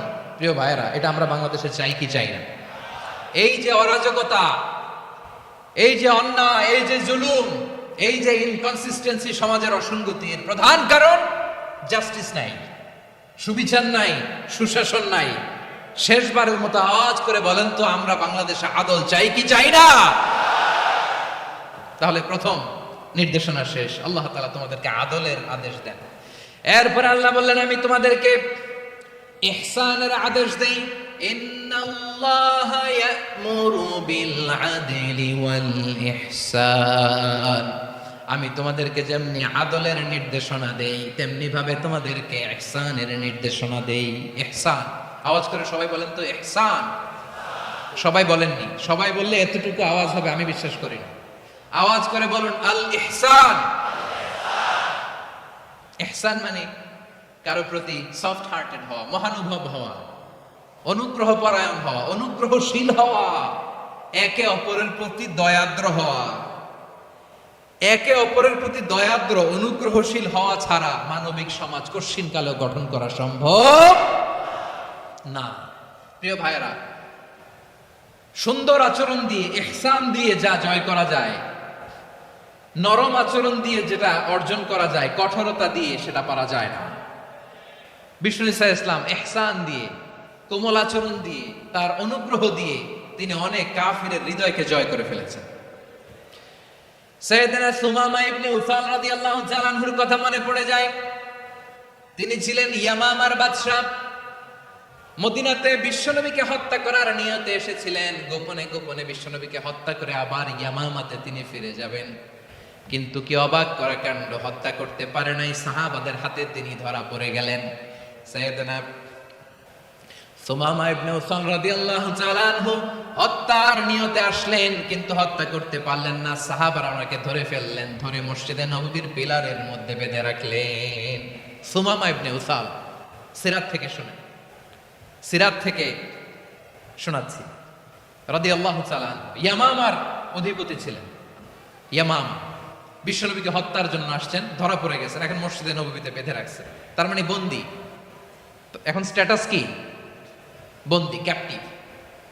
তো বিষ্ণু ঈসা ইসলাম সাহাবাদেরকে বললেন, তার খোঁজ খবর নিও, সুমামা ইবনে উসালের খোঁজ খবর নিও। সাহাবারা বলেন, ইয়া রাসূলুল্লাহ, আপনাকে হত্যা করতে এসেছে, তার তো কঠিন ক্যাপিটাল পানিশমেন্ট হওয়া দরকার, কঠিন শাস্তি হওয়া দরকার। বিশ্বনবী বললেন, না, আমি যেটা জানি তোমরা সেটা জানো না, তোমরা সুমামার সাথে ভালো আচরণ করো। বিশ্বনবী সুমামার কাছে গেলেন। প্রথম দিন যে তিনি কালেমার দাওয়াত দিলেন, ইমানের দাওয়াত দিলেন, ইসলামের দাওয়াত দিলেন, রিসালাতের দাওয়াত দিলেন, আখিরাতের দাওয়াত দিলেন। পরের দিন যে বিশ্বনবী সালাতের দাওয়াত দিলেন, যাকাতের দাওয়াত দিলেন, ইসলাম কি, কিভাবে, কেমন করে পালন করতে হয় চমৎকার আর্টিকুলেট করতে শুরু করলেন। তন্ময় হয়ে সুমামা ইবনে উসাল রাদিয়াল্লাহু তাআলা আনহু বিশ্বনবীর কথাগুলো শুনতে আরম্ভ করলো। একদিন নয়, 2 দিন নয়, টানা 3 দিন বিশ্বনবী সুমামার কাছে ইসলামকে প্রেজেন্ট করেছেন, উপস্থাপন করেছেন। আওয়াজ করে বলেন, কয়দিন? 3 দিন 3 দিন মসজিদে নববীতে বাধা। আর সাহাবীদেরকে বললেন তার খোঁজ খবর নিও, তোমরা যে রুটি বানাও এর মধ্যে সবচেয়ে ভালো আটার রুটিটা তারে দিও, সবচেয়ে রিফাইন্ড খেজুর যেটা পিওর খেজুর এটা তারে দিও। আর বিশ্বনবী নিজের ওট থেকে দুধ দহন করে ওনার বাড়ির এক কর্মচারীকে বলেছেন দুধ দহন করে সুমামার জন্য নিয়ে যেও। সুবহানাল্লাহ পড়বেন না? সবাই তো অবাক, ইয়ামামা থেকে আসছে নবীকে হত্যা করতে, বিশ্বনবী দেখে তারে জামাই আদর করে, তাকে মজার মজার খাবার দিও, দুধ দিও, আদর আপ্যায়ন করো। 1 দিন নয় 2 দিন নয়, টানা 3 দিন বিশ্বনবী এভাবে সুমামার কাছে যে ইসলামকে প্রেজেন্ট করতে আরম্ভ করলেন, ইসলামকে উপস্থাপন করতে শুরু করলেন, আর তাকে চমৎকার এন্টারটেইনমেন্ট আপ্যায়ন দিতে আরম্ভ করলেন। টানা 3 দিন যখন ইসলামের দ্য বিউটিজ অফ ইসলাম, ইসলামের সুমহান বাণী সৌন্দর্য উপস্থাপন শেষ, তাকে আপ্যায়ন শেষ, বিশ্বনবী বললেন সাহাবাদেরকে যাও এবার সুমামার হাতের পায়ের রশি দুটো খুলে দাও। সাহাবারা বললেন ইয়া রাসূলুল্লাহ কি বলেন আপনি, ও তো হত্যাকারী, সুযোগ পায় নাই, আপনারে মারতে পারে নাই, ছেড়ে দিলে আবার ও আপনার উপর তলোয়ার নিয়ে ঝাঁপিয়ে পড়বে, নবী এই সিদ্ধান্ত আপনি নিতে যাবেন না। বিশ্বনবী বললেন যেটা বলেছি সেটা করো, সুমামার রশিগুলো ছেড়ে দাও, সুমামার হাতে পায়ের রশিগুলো যে তোমরা খুলে দাও। সাহাবারা তর্ক জুড়ে দিলেন, লা ইয়া রাসূলুল্লাহ এমনটা করবেন না, তো ভয়ঙ্কর ভয়ঙ্কর খুনি, কি জানি কি হয়ে যায়। বিশ্বনবী বললেন না, তার হাতে পায়ের রশিগুলো খুলে দাও। সাহাবারা বিশ্বনবীর কথা মতো তার হাতে পায়ের রশিগুলো খুলে দিল। সুমামা মুহূর্তের মধ্যে মসজিদে নববী থেকে বের হয়, ইয়ামামায় ফিরে না যে মসজিদে নববীর পাশে একটা খেজুর বাগান ছিল সেখানে চলে গেলেন। সেখানে একটা ছোট্ট কুয়া ছিল, কুয়ার পানি দিয়ে তিনি গোসল করলেন। সুবহানাল্লাহ পড়েন। কুয়ার পানি দিয়ে গোসল করে মসজিদে নববীর সামনে এসে বিশ্বনবী এবং সাহাবাদের সামনে দাঁড়িয়ে সাব্বাবা উঁচু করে বললেন, আশহাদু আল্লা ইলাহা ইল্লাল্লাহ ওয়া আশহাদু আন্না মুহাম্মাদান আবদুহু ওয়া রাসূলুহু। আল্লাহু আকবার। আমি সাক্ষ্য দিচ্ছি আল্লাহ ছাড়া কোনো ইলাহ নাই, আর মুহাম্মদ আল্লাহ তাআলার প্রেরিত বান্দা এবং রাসূল। প্রিয় ভাইয়েরা, ইহসান দিয়ে যা জয় করা যায়, কঠোরতা দিয়ে সেটা কঠিনকালেও জয় করা যায় না। আওয়াজ করে বলেন ঠিক কি না? এবার সুমামা দাঁড়িয়ে বলে, ওগো নবী, আমি তো কালিমা পড়ে মুসলমান হয়ে গেলাম, এবার শুনেন, এই মুহূর্তের আগে আপনার চেহারার চাইতে নিকৃষ্ট কোনো চেহারা আমার কাছে ছিল না, কিন্তু শাহাদা পাঠ করার পরে আপনার চেহারার চাইতে উত্তম শ্রেষ্ঠ কোনো চেহারা আমার কাছে আর নাই। ও নবী, আজকের দিনের আগে ইসলাম ধর্মের চেয়ে নিকৃষ্ট অপছন্দনীয় কোনো ধর্ম আমার কাছে ছিল না, কিন্তু এই মুহূর্ত থেকে ইসলামের চেয়ে সেরা শ্রেষ্ঠ পছন্দনীয় কোনো ধর্ম আমার কাছে নাই। নবী গো, আজকের দিনের আগে মদিনার চাইতে অপছন্দনীয় নিকৃষ্ট কোনো শহর আমার কাছে ছিল না, কিন্তু এই মুহূর্তের পর থেকে মদিনার চাইতে কোনো শ্রেষ্ঠ শহর আমার জানা নাই। সে ছিল গমের বড় ডিলার, গম বেচতো। কি বেচতো? তার গম কিনে মক্কার লোকেরা রুটি খাইতো। সে ঘোষণা দিল, আজকে থেকে মক্কাবাসীদের জন্য সব গম আমি হারাম করে দিলাম, মক্কাবাসী এখন না খেয়ে মরে। সুবহানাল্লাহ পড়বেন না? মক্কাবাসী বিশ্বনবীর কাছে আসলেন, এসে বললেন, মুহাম্মদ, আমরা তো তোমার ভাই, তোমার চাচা, তোমার ভাতিজা, তোমার আত্মীয়, তুমি সুমামারে বলো সে যেন আবার গমের সাপ্লাই মক্কার জন্য অনুমতি দিয়ে দেয়। বিশ্বনবীর অনুমতি ক্রমে সুমামা আবার মক্কাতে গম পাঠাতে শুরু করলো। পড়েন সুবহানাল্লাহ। ইহসান, ইহসান দিয়ে আপনি যেটা জয় করতে পারবেন, you can win the heart of your enemies. ইহসান দিয়ে আপনি আপনার শত্রুর হৃদয়কে জয় করতে পারবেন। আওয়াজ করে বলেন ঠিক কি না?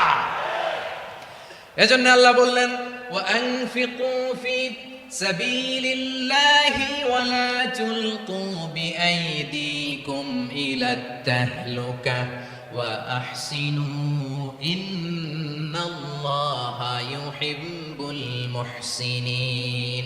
তোমরা আল্লাহর রাস্তায় দান করবে আর নিজেরা নিজেদেরকে ধ্বংসের হাতে ঠেলে দিও না। তোমরা একে অপরের প্রতি ইহসান করবে, কারণ ইহসানকারীদেরকে আল্লাহ বড্ড ভালোবাসেন। সুবহানাল্লাহ পড়েন। আবার সূরা রহমান আল্লাহ বললেন, হাল জাযাউল ইহসানি ইল্লাল ইহসান ফাবিআইয়ি আলা, সবাই পড়েন, ফাবিআইয়ি আলাই রাব্বিকুমা তুকাযযিবান। ইহসানের প্রতিদান হিসেবে ইহসানি হয়, বিশ্বনবী সুমামার প্রতি যেমন ইহসান করেছেন, সুমামাও ঠিক তেমন ইহসান ফিরিয়ে দিয়েছে। ঠিক কিনা বলেন? তাহলে এক নম্বরে হচ্ছে আদ, ন্যায় বিচার। দুই নম্বরে সবাই বলেন ইহসান, সদাচরণ। ইহসান দুই ধরনের প্রিয় ভাইরা, ইহসান ফিল ইবাদা, ইহসান ফিল মুআমালা। ইহসান ফিল ইবাদা হচ্ছে একাগ্র অনুভবে ইবাদতে ডুব দেওয়া, এর নাম ইবাদতের ইহসান। সুবহানাল্লাহ পড়ে। বিশ্বনবী বলেন ইহসান মানে কি জানো নাকি? হাদিসে জিবরিলে সাইয়েদনা জিবরিল আলাইহিস সালাম বিশ্বনবীকে বললেন আখবিরনি আনিল ইহসান, নবী আমাদেরকে বলেন ইহসান মানে কি? বিশ্বনবী বললেন আনতা আবুদাল্লাহা কাআন্নাকা তারাহু ফাইন লাম তাকুন তারাহু ফাইন্নাহু ইয়ারাক। ইহসান মানে হলো এমন ভাবে তুমি আল্লাহর সামনে নিজেকে উজাড় করে ইবাদত করবে, তুমি ভাববে তুমি আল্লাহকে দেখতে পাচ্ছ। আর এটা যদি ভাবা তোমার জন্য কঠিন হয়ে যায়, অন্তত এতটুকু তুমি ভাববা যে আল্লাহ তোমাকে দেখতে পাচ্ছেন। ঠিক কিনা বলেন? ও আমার বীর চট্টলার ভাইয়েরা, কেউ যেটা দেখে না সেটা দেখে কে? এই বিশ্বাস হৃদয়ের মধ্যে আছে? নামাজে যখন দাঁড়ান এই ফিলিংসটা আনা যাবে? হ্যাঁ, এশার সালাত তো এখনো হয় নাই না? আলোচনার শেষে এশার সালাত এখানে অনুষ্ঠিত হবে, তাই না? আচ্ছা বলুন তো, আমরা এশার সালাত পর্যন্ত বেঁচে থাকবো এই গ্যারান্টি আছে কার কার? হাত তোলেন। কয়েকজন হাত তুলছে পেছনে, না বুঝে তুলে ফেলছে। এশা পর্যন্ত যে আমরা হায়াত পাবো কোনো গ্যারান্টি আছে? সবাই আওয়াজ করে বলেন গ্যারান্টি আছে? গ্যারান্টি নাই। এই জন্য বিষ্ণু ইসলাম বলেছে এমন ভাবে নামাজে দাঁড়াও, ইবাদত করো, মনে করো হতে পারে এটাই আমার জীবনের শেষ নামাজ। Perform the salah as if this is your last and final prayer. এমন ভাবে সালাতে দাঁড়াও, ভাবো হতে পারে এটাই তোমার জীবনের শেষ নামাজ। এমন ভাবে নামাজে দাঁড়াও, ভাবো এটাই শেষ নামাজ। তাহলে নামাজে একাগ্রতা বাড়ায় দিবে কে? ফলে ইবাদতের ইহসান আমাদের অর্জিত হবে।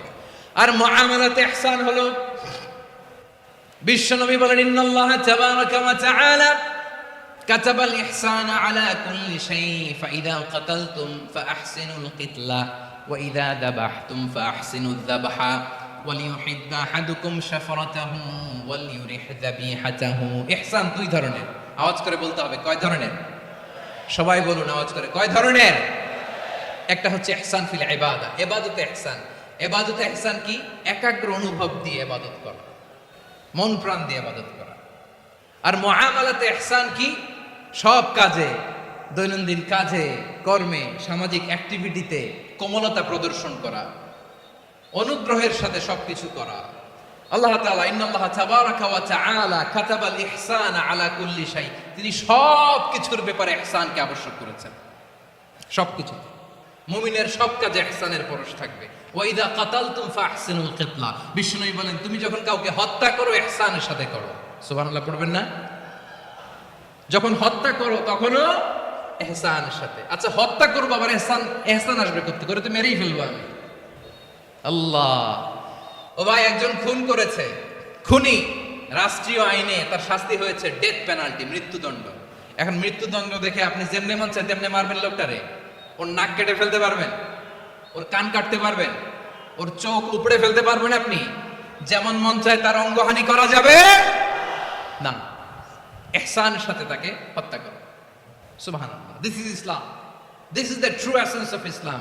ওয়া ইযা যাবাহতুম ফাহসিনু যাবহা, যখন জবাই করবে তখনও ইহসানের সাথে জবাই করো। করব জবাই, ওইখানেও নাকি ইহসান। আচ্ছা কুরবানির দিন আমরা পশুগুলোরে কি করি বলেন? সবাই আওয়াজ করে জবাই। জবাই মানে তো এটারে মেরেই ফেলতেছি, একটু পরে তো টুকরো টুকরো করে গোশতগুলো খাবো, এটারে তো খাবো, এটারে তো মেরেই ফেলবে। বিষ্ণু বলে না, জবাইয়ের মধ্যেও মুমিনের জবের ভেতরেও ইহসানের পরশ থাকা চাই। যখন জবাই করবে প্রাণীটাকে হাত পা টাইট করে বেঁধে নাও, ছুরিটাকে শার্পেন করে নাও, ধারালো করে নাও, যাতে অল্প সময়ে জবাইটা হয়ে যায়, প্রাণীটা যাতে কম কষ্ট পায়। সুবহানাল্লাহ পড়ে। দিস ইজ কল্ড ইহসান। ইহসান আল্লাহ তাআলা যেমনি আদলের আদেশ করেছেন, ন্যায় বিচার, জাস্টিস এনশিওর করতে বলেছেন, সমাজে ইহসানের ব্যবহার, ইহসানের অনুশীলন তিনি করতে বলেছেন। এজন্য মুমিনের প্রতিটি কাজে, আমার চট্টগ্রামের ভাইয়েরা আমার দিকে তাকান, খেয়াল করে শুনুন, মুমিন জীবনের প্রতিটি কাজে ইহসানের পরশ থাকা চাই। আমরা যেন আমাদের পরিবারের প্রতি ইহসান করি, আমরা যেন আমাদের কর্মচারীদের প্রতি ইহসান করি, আমরা যেন আমাদের কলিগদের প্রতি ইহসান করি, আমরা যেন আমাদের ভাইদের প্রতি ইহসান করি। মুমিন জীবনের প্রতি কাজে ইহসানের পরশ থাকার দরকার আছে না নাই? কথা বুঝতে পেরেছেন? তাহলে আল্লাহ তাআলার 3টা আদেশ ছিল, কয়টা গেল? ভুলে গেছে, ভুলে গেছে চট্টগ্রাম। 3টা আদেশের মধ্যে কয়টা বললাম? প্রথমে কি ছিল? আদল। 2 নম্বরে 3 নম্বরে রব্বুল আলামিন বললেন ওয়া ইতাইদিল কুরবা, নিকট আত্মীয়দেরকে দান করো। নিকট আত্মীয়দেরকে দাও, যারা তোমাদের ব্লাড কানেকশনের আত্মীয় তাদেরকে তোমরা দাও। এখানে জেনারেলি বললেন দাও, কি দিব সেটা তিনি এখানে বলেন নাই, সেটা তিনি সূরাতুল ইসরার মধ্যে বলেছেন। আল্লাহ বলেন ওয়া আতিদাল কুরবা হাক্কাহ, নিকট আত্মীয়দেরকে তাদের অধিকার, তাদের প্রাপ্য তোমরা বুঝিয়ে দাও। দেখেন, একটা শান্তির সমাজ, একটা সমৃদ্ধ সমাজ, একটা মানবিক সমাজ গঠনের জন্য আল্লাহ তাআলা বেশি না, মাত্র 3টা অর্ডার, 3টা ভার্ডিক্ট তিনি জারি করেছেন। 1 নাম্বার সুশাসন, ন্যায় বিচার। 2 নাম্বার ইহসান। 3 নাম্বার নিকটাত্মীয়, যারা কাছে তোমার ভেরি ক্লোজ রিলেশনশিপে আছে তাদেরকে দাও। দাও, দিলে বাড়িয়ে দেয় কে? অনেকে দিতে চায় না, কৃপণতা করে। দিলে বাড়ায় দেয় কে? ও মিয়া, মদিনার মধ্যে সবচাইতে গরিব সাহাবী ছিল বেলাল রাদিয়াল্লাহু তাআলা আনহু। ওনার এন্টায়ার অ্যাসেট, সম্পদের পরিমাণ কতদূর জানেন? একটা লুঙ্গি। বেলাল রাদিয়াল্লাহু তাআলা আনহু, ওনার টোটাল ওয়েলথের এস্টিমেশন হচ্ছে মাত্র একটা লুঙ্গি। একটা লুঙ্গি, টোটাল ওয়েলথ এস্টিমেশন, টোটাল সম্পদের পরিমাণ বেলাল রাদিয়াল্লাহু তাআলা আনহুর কি ছিল? কথা বুঝে নাই বোধহয়। কি ছিল? ওই বেলাল রাদিয়াল্লাহু তাআলা আনহুকে বিষ্ণু ইসলাম বলেছেন আনফিক ইয়া বেলাল, ও বেলাল তুমিও দাও। ওয়ালা তাখশা মিন যিল আরশি ইখলালা, আরশের অধিপতির তো কোনো ঘাটতি নাই, তুমি দিলে ওই আল্লাহ তোমারে বাড়ায় দিবে। এজন্য আমার প্রিয় ভাইরা, দিলে কমে না, দিলে বাড়ে। অনেকে ধরে রাখে, নতুন কিছু নিতে পারে না, হাত দিয়ে যেটা ধরে রেখেছেন এটা দিয়ে দেন, বড় একটা ধরার সুযোগ পাবেন। জোরে বলেন ঠিক কিনা? ধরেন 5 কেজি ওজনের একটা ধরে রাখছেন, এখন 10, এটা না ছাড়লে 10 কেজি ধরতে পারবেন আপনি? আচ্ছা, 10 কেজির জিনিস একটা আছে হাতে, ওইটা যদি ছেড়ে দেন তাহলে না 15 কেজি ধরতে পারবেন। কথা বলেন ঠিক কিনা? তাহলে দিলে বাড়িয়ে দেয় কে? রব্বুল আলামিন বললেন 3 নাম্বার আদেশ হলো তোমাদের প্রতি সমাজটারে কেমন করে মানবিক সমাজ, সুন্দর সমাজ গড়বা। 3 নাম্বার আদেশ হলো ওয়া আতিদাল কুরবা হাক্কা, নিকটাত্মীয়দেরকে তাদের প্রাপ্য বুঝিয়ে দাও। এই নিকটাত্মীয়দেরকে তাদের অধিকার বুঝিয়ে দেওয়া, প্রাপ্য বুঝিয়ে দেওয়াতে আমাদের গাফলতি আছে না নাই? চট্টগ্রামে নাই? মাশাআল্লাহ আছে, আছে। অনেকে দেখবেন অনেক আল্লাহওয়ালা, তাহাজ্জুদ গুজার, সেজদা দিতে দিতে কপালে কালো দাগ ফেলে দিছে, সে তার বোনের হকটা আদায় করে নাই। আছে না নাই? হ্যাঁ, এখানেও আছে। সর্বনাশ। অনেক বড় হাজী সাহেব, বিশাল লম্বা দাড়ি, ছেলেরে সব দিয়ে দিছে, মেয়েরে কিছু দেয় নাই, মেয়ের হক আদায় করে নাই। আছে না নাই? এই হাজী সাহেবেরা, এই আল্লাহওয়ালারা কিয়ামতের ময়দানে আটকে যাবে। আপনি অন্যের অধিকার নষ্ট করেছেন, তাদের রাইটস কে ভায়োলেট করেছেন। এজন্য আল্লাহ তাআলা বলেন, কারো অধিকার যদি কেউ নষ্ট করে, ওই সমাজটা মানবিক সমাজ কোনদিনকালেও হতে পারে না। এজন্য 3 নম্বর আল্লাহ বললেন ওয়া ইতাইদিল কুরবা, নিকটাত্মীয়দেরকে দাও। কি দিবা? তাদের অধিকার দিয়ে দাও। বোনের অধিকার বুঝিয়ে দাও, মেয়ের অধিকার বুঝিয়ে দাও, ফুফুর অধিকার বুঝিয়ে দাও। দেখবেন অনেক মায়েরা ছেলের পাতে মুরগির রান দেয়, মেয়ের পাতে দেয় মুরগির ঠ্যাং। এরকম আছে না নাই? ছেলেরা কি দেয়? মুরগির। মেয়ের পাতে কি দেয়? তো মেয়ের কি মুরগির রান খেতে মনে যায় না? মনে যায় না? এমনটা করা যাবে না। নিকটাত্মীয়দেরকে অধিকার দিয়ে দাও, নিকটাত্মীয়ের সাথে সুসম্পর্ক রাখো। আদেশটা কার? এজন্য প্রিয় ভাইয়েরা, জীবনে যদি বারাকা অর্জন করতে চান, নিকটাত্মীয়দের সাথে সুসম্পর্ক রাখতে হবে, তাদের জন্য উপহার পাঠাতে হবে। বিশ্বনবী বলেন লা ইয়াদখুলুল জান্নাতা কাতে, যে ব্যক্তি আত্মীয়তার সম্পর্ককে ছিন্ন করে দেয়, সে কোশ্চিনকালেও আল্লাহর জান্নাতে ঢুকবে না। আপনি কি এটারে সহজ হাদিস মনে করছেন? এটা সহজ কথা। আপনি ভাবছেন আপনার নামাজ আপনার বাঁচাতে পারবে, আপনার রোজা বাঁচাতে পারবে, আপনার তাহাজ্জুদ আপনারে বাঁচাতে পারবে? আপনি অধিকার নষ্ট করলে কিছুই আপনারে বাঁচাতে পারবে না। এজন্য নিকট আত্মীয়দেরকে দিতে হবে বেশি বেশি। বিশ্বনবী বলেন, ইন্না সাদাকাতা আলাল মিসকিনি সাদাকা ওয়া আলা যির রাহিমি ইসনাতান সাদাকাতুন ওয়া সিলা। মিসকিনকে দান করলে শুধু দানের সওয়াব হয়, নিকট আত্মীয়কে দান করলে দুইটার সওয়াব হয়, সাদাকার সওয়াব হয়, আবার আত্মীয়তার বন্ধন অটুট রাখার সওয়াব হয়ে যায়। আবার বিশ্বনবী বললেন, মান সাররাহু আইয়ুবসাতা লাহু ফি রিজকিহি ওয়া ইনসা লাহু ফি আসারিহি ফালইয়াসিল রাহিমা। যে ব্যক্তি তার রিজিকের প্রশস্ততা চায় আর হায়াতে বরকত চায়, সে যেন তার আত্মীয়ের সাথে সুসম্পর্ক রাখে। আমার প্রিয় চট্টলার ভাইয়েরা, আমাদের রিজিক বাড়ুক, এটা আমরা চাই কি চাই না? সবাই চান? হ্যাঁ, আমাদের রিজিকে প্রশস্ততা আসুক, চাই কি চাই না?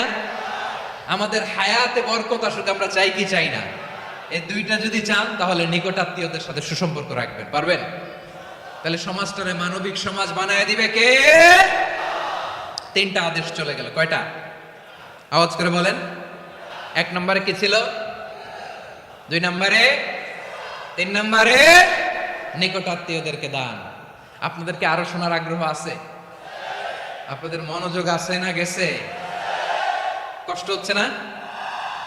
আল্লাহ তাআলা 3টা জিনিসের যেমনি আদেশ করেছেন, অনুরূপভাবে 3টা বিষয় তিনি বারণ করেছেন, নিষেধ করেছেন। ওগুলোর কাছেও যাওয়া যাবে। শুনবেন। রাব্বুল আলামিন বলেন, ওয়ায়ানহা আনিল ফাহশাই ওয়াল মুনকারি ওয়াল বাগি। আমি যেমনি 3টি বিষয় আদেশ করলাম, অনুরূপভাবে 3টি বিষয়ে বারণ করলাম, নিষেধ করলাম। আমার 1 নাম্বার নিষেধাজ্ঞা হলো অশ্লীলতার প্রতি। ফাহশা, ওয়ায়ানহা আনিল ফাহশা। আল্লাহ তাআলা অশ্লীলতাকে নিষেধ করেছেন। কোন জিনিসকে? সবাই বলুন, কোন জিনিসকে? যত ধরনের, যত টাইপের, যত ক্যাটাগরির অশ্লীলতা হতে পারে, সব অশ্লীলতাকে হারাম করেছেন কে? ফাহশা মানে কি? কথায়, কাজে, আচরণে, কমেন্ট, ফেসবুকের কমেন্টসে যত ধরনের নোংরামো আছে, যত ধরনের অশ্লীলতা আছে, এটাকে আরবিতে বলে ফাহশা। এটাকে কি বলে? রাব্বুল আলামিন বলেন, কুল ইন্নামা حرم ربي الفواحش ما ظهر منها وما بطن। ও নবী, আপনি বলে দেন, আমার রব প্রকাশ্য অপ্রকাশ্য, স্পষ্ট কিংবা অস্পষ্ট, দৃশ্যমান কিংবা অদৃশ্যমান সব অশ্লীলতাকে হারাম করেছেন। সব ধরনের অশ্লীলতা হারাম, সব ধরনের। আল্লাহ তাআলা আমাদেরকে অশ্লীলতা থেকে বাঁচান, অশ্লীলতা থেকে তিনি আমাদেরকে হেফাজত করুক। পড়েন আমিন। এবার বলেন, আমাদের সমাজে অশ্লীলতা আছে না নাই? চট্টগ্রামে নাই? আমি কই নাই, ওনারা বলে আছে। দেখছেন, আমি সামহাও বাঁচায় দেওয়ার ট্রাই করতেছি, ওনারা বলে আছে। অশ্লীলতা নানা ভাবে, নানা নামে, নানা মোড়কে আমাদের সমাজে আছে না নাই? সংস্কৃতির নামে, ফ্যাশনের নামে, বিনোদনের নামে, উপন্যাসের নামে, কনসার্টের নামে অশ্লীলতা আছে না নাই? আপনি দেখেছেন কনসার্টগুলোর অবস্থা? এই যে আতিফ আসলাম যে আসছে আমাদের দেশে, তারপর কে কে আসছে, আমাদের তরুণ তরুণীরা, আমাদের যুবক যুবতীরা, আমাদের জেনজিরা, কি অবস্থা ওইখানে? হ্যাঁ, কি অবস্থা? কে বাঁচাবে ওদের? কে রক্ষা করবে ওদের ইমানের, ওদের চরিত্রের হেফাজতের গ্যারান্টি কে দিবে? কনসার্টের নামে অশ্লীলতা আছে না নাই? ছেলে মেয়ে একে অপরকে জড়ায় ধরতেছে, একে অপরকে চুমু খাচ্ছে, প্রকাশ্যে, দিবালোকে, গণমানুষের সামনে। আল্লাহ তাআলা এই অশ্লীলতা থেকে আমাদেরকে বেঁচে থাকতে বলেছেন, বেঁচে থাকতে বলেছেন। রূপালী জগতের নামে অশ্লীলতা আছে না নাই? এই টার্মটা আপনারা জানেন না? রূপালী জগৎ কি জগৎ? আসলে কি রূপালী জগৎ না অন্ধকার জগৎ? আমার বোনেরা, আপনাদেরকে যে কি বলে তারা বুঝায়, রূপালী জগৎ শুনেই আপনি ভরকে যাবেন না। রূপালী জগতে যে নারী যত বেশি উলঙ্গ, সে নাকি তত বেশি সাহসী। জানেন, বলে এটা একটা সাহসী নারী, খুব সাহসী পদক্ষেপ তার। যত বেশি শরীর থেকে কাপড় নামাতে পারবে, যত বেশি বস্ত্রহীন হয়ে নিজেকে প্রেজেন্ট করতে পারবে, সে নাকি তত বেশি সাহসী। আমার চট্টলার ভাইয়েরা, শয়তানের প্রথমে এজেন্ডা ছিল বনি আদমকে বস্ত্রহীন করা। সে আদম এবং হাওয়া আলাইহিস সালামকে নিষিদ্ধ গাছের ফল খাইয়ে তাদেরকে বস্ত্রহীন করেছে। এই জামিনেও সে আমাদেরকে বস্ত্রহীন করতে চাইবে। এই রূপালী জগতের নামে তারা এটা করে। আমার প্রিয় বোনেরা, আপনি জানেন না আপনার দাম কত। ওরা আপনাদেরকে বিজ্ঞাপনের সস্তা পণ্য বানাতে চায়। ওরা আপনাদেরকে ওদের ভোগের লিপসার টুলস বানাতে চায়। ওরা আপনাদেরকে দিয়ে ওদের খায়েশ পূরণ করতে চায়। এটা আপনাদের জন্য মোটেও ডিগনিটি নয়, এটা আপনাদের জন্য সম্মান নয়। আপনার সম্মান শালীনতায়, আপনার সম্মান হেজাবে, আপনার সম্মান ভদ্রতায়, আপনার সম্মান আপনার ডিসেন্ট পোশাকে। পোশাক বলে দেয় এই নারীটা ভদ্র না অভদ্র। পোশাক বলে দেয় এই মেয়েটা কোন ঘরের মেয়ে। আওয়াজ করে বলেন ঠিক কিনা? আপনি জানেন না আপনারা এই সস্তা পণ্য বানায়, ভোগের পণ্য, বিলবোর্ডে আপনাকে উলঙ্গ করে উপস্থাপন করে। এই অশ্লীলতার সাথে ইসলামের কোনো সম্পর্ক। এজন্য আল্লাহ বলেন আমি অশ্লীলতাকে হারাম করেছি। অশ্লীলতাকে হারাম করার প্রথম কারণ হলো এর মাধ্যমে মানবতাকে অপমানিত করা হয়। কারণ মানুষের সম্মান মানুষের পোশাকে। মানুষ যখন পোশাকহীন হয়ে যায়, বস্ত্রহীন হয়ে যায়, তার সম্মান কমে যায়, ঠিক কিনা? অশ্লীলতাকে হারাম করার প্রথম কারণ হচ্ছে মানুষ মানুষকে অপমান করে। একটা নারী, সে তো সম্মানিত। নারী যে কত সম্মানিত, নারীর এটা বুঝেই নাই। বিশ্বনবী বলেন আর দুনিয়া কুল্লুহা মাতা ওয়া খায়রু মাতা'আদ দুনিয়া আল মারআতুস সালিহা। আমার বোনেরা, 5টা প্যান্ডেলে আপনারা এলইডিতে আমার আলোচনা শুনছেন, আমি জানি। আপনাদের এই গর্ভ যে কত দামি আপনি জানেন না। আপনার পেট থেকেই আসবে আগামী দিনের সালাহুদ্দিন আল আইয়ুবী। আপনার পেট থেকেই আসবে অনাগত দিনের ইমাম মাহদী আল মুনতাদর। আপনার পেট থেকেই আসবে অনাগত দিনের ফয়সাল, ওয়াসিম, মুগ্ধ, আবু সাইদের মতো বীর যোদ্ধা।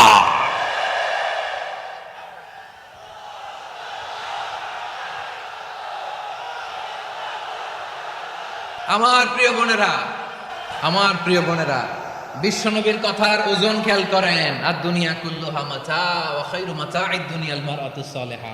দুনিয়ার সবকিছুই অ্যাসেট, এর মধ্যে সবচেয়ে দামি অ্যাসেট নেককার নারী। আপনার গর্ভ যে কত দামি আপনি জানেন না। নিজের সময়টাকে কাজে লাগান, কোরআন পড়েন, সুন্নাহ পড়েন। আপনার অনেক দায়িত্ব ঘরে। You are the MD of your family. একটা family it's a very big institution. পরিবার একটা অনেক বড় প্রতিষ্ঠান। and you are the MD of your institution. আপনি এই পরিবারের MD, managing director of your family. এখানে আপনার কত দায়িত্ব। আপনি ছেলে মেয়েদেরকে তারবিয়া করবেন। আপনি আপনার স্বামীর জন্য ঘরটার জান্নাতের নীর বানাবেন। আপনার জন্য জান্নাতের ডুপ্লেক্স বাড়ি ওইখানে তৈরি করে রাখবে কে? আপনি যে কত দামি আপনি জানেন না। নারীদেরকে আল্লাহ বানিয়েছেন উচ্চতর করে, নিম্নতর নয়। নারীদেরকে ছোট্ট জিনিস দিলে এটার বড় করে দেয়। নারীদেরকে ভ্রূণ দিলে, শুক্রাণু দিলে নারী এটারে বাচ্চা হিসেবে উপহার দেয়, ঠিক কিনা? বিয়ের মাধ্যমে স্বামী যখন তার শুক্রাণু তার স্ত্রীকে উপহার দেয়, স্ত্রী রিটার্নে কি উপহার দেয়? ফুল ফর্ম বেবি, মানব সন্তান। দেখছেন, আপনি দিলেন একটুকুনি দিছে বিশাল। আপনি যদি নারীকে বাজার এনে দেন, নারী এটাকে সুস্বাদু খাবারে রূপান্তর করে দেয়। আপনি তাকে একটা মুচকি হাসি দিয়ে দেন, সে তার কলিজা দিয়ে দেয়। কিন্তু যদি আপনি তার মনে কষ্ট দেন, সে আপনার জীবনকে জাহান্নাম বানায়া দেয়। খবর আছে, নারীর মন বুঝতে পারলে নেয়ামত, বুঝতে না পারলে কিয়ামত, ঠিক কিনা বলেন? আমার প্রিয় বোনেরা, আপনি যে কত দামি আপনি জানেন না। আপনাদেরকে যেন ভোগের সস্তা পণ্য বানাতে না পারে, আপনাদেরকে সচেতন থাকতে হবে, সজাগ থাকতে হবে, কনসার্ন থাকতে হবে। শয়তানের ওই হাতছানির দিকে আর নজর দেওয়া যাবে না। তাহলে কেন আল্লাহ তাআলা এই ফাহশা, অশ্লীলতাকে হারাম করলেন? 1 নাম্বার, এতে হিউম্যান ডিগনিটি কমে। 2 নাম্বার, এতে মানুষের অধিকার নষ্ট হয়। আপনি বিয়ে করেছেন, এরে পরকিয়া করেন, ওর সাথে এরকম আছে না নাই? স্ত্রীর অধিকার নষ্ট করেছেন, আপনি বিবাহ সম্পর্কে আবদ্ধ হয়েছেন তার সাথে, আপনি পরকীয়া করেন ওই ছেলের সাথে, আপনি আপনার হাজবেন্ডের সাথে বিট্রে করেছেন। এজন্য আল্লাহ অশ্লীলতাকে হারাম করেছেন। অশ্লীলতাকে হারাম করার আরেকটা কারণ হচ্ছে আল্লাহ তাআলা এই হিউম্যান জেনারেশনকে এটাকে প্রিজার্ভ করতে চায়। হিফজুন নাসল, এটা মাকাসিদুশ শরিয়ার অনেক গুরুত্বপূর্ণ একটা মাকাসিদ, অনেক গুরুত্বপূর্ণ। আপনার নাসাল, আপনার জেনারেশনকে সংরক্ষণ করা। এই যে আসতেছে ফেব্রুয়ারি, কত ফেব্রুয়ারি জানো? এটা কি বিশ্ব ভালোবাসা দিবস? হ্যাঁ, কি দিবস? এই বিশ্ব ভালোবাসা দিবসের সাথে মুসলমানদের কোনো সম্পর্ক নাই। আমার প্রিয় ভাইরা, এই যে আপনি অবৈধ সম্পর্কে জড়ালেন, কেন আল্লাহ অশ্লীলতাকে হারাম করেছে দেখেন। বলতেছিলাম যে এটা আপনার নাসাল, আপনার জেনারেশন, আপনার লিনিয়েজ, আপনার বংশকে প্রিজার্ভ করা। কে কার বাবা, কে কার মা, বাবা মা জানা, প্রজন্মকে প্রিজার্ভ করা, এটা ইসলাম ওয়াজিব করে দিয়েছে। এই যে অবৈধ সম্পর্কের কারণে, বিশ্ব বেহায়া দিবসের কারণে, এগুলোর আউটকাম, আউটপুট হিসেবে মাঝে মাঝে এই ঢাকা মেডিকেলের ডাস্টবিনে নবজাতকের বাচ্চার কান্নার আওয়াজ শুনতে পাওয়া যায়। চট্টগ্রাম মেডিকেলের ডাস্টবিনে নবজাতকের কান্না শুনতে পাওয়া যায়। বীর চট্টলার মুসলমানেরা বুঝতে পারলে আওয়াজ করে বলেন, এই যে চট্টগ্রাম মেডিকেলে যে নবজাতকটা পাওয়া গেল, ওর বাবাকে আমাকে বলেন, ওর বাবাকে, ওর মাকে, ও কোন ফ্যামিলির সন্তান কেউ জানে? আপনি হিউম্যান ডিগনিটিকে অপমান করেছেন না? আপনি তার ভবিষ্যৎকে অন্ধকার করেছেন না? আপনি তার লিনিয়েজকে প্রশ্নবিদ্ধ করে দিয়েছেন না? এই জন্য আল্লাহ তাআলা অশ্লীলতাকে আমাদের জন্য হারাম করে দিয়েছেন। পড়েন সুবহানাল্লাহ। এই জন্য রাব্বুল আলামিন বলেন, কুল ইন্নামা হাররামা রাব্বিয়াল ফাওয়াহিশা মা যাহারা মিনহা ওয়া মা বাতান। প্রকাশ্য অপ্রকাশ্য সব অশ্লীলতাকে হারাম ঘোষণা করে দিয়েছে কে? আবার দুনিয়ার বুকে যারা অশ্লীলতার প্রসার করে তাদের জন্য শাস্তি মজুদ রেখেছে কে? রব্বুল আলামিন বলেন, ইন্নাল্লাযীনা ইউহিব্বুনা আন তাশিআল ফাহিশাতু ফিল্লাযীনা আমানু লাহুম আযাবুন আলীমুন ফিদ দুনিয়া ওয়াল আখিরাতি ওয়াল্লাহু ইয়া'লামু ওয়া আনতুম লা তা'লামুন। নিশ্চয়ই যারা বিশ্বাসীদের মাঝে অশ্লীলতার প্রচার প্রসার করতে চায় তাদের জন্য আমি মর্মন্তুদ শাস্তি প্রস্তুত করে রেখেছি, দুনিয়াতেও রেখেছি, আখিরাতেও রেখেছি। ঘোষণাটা কার?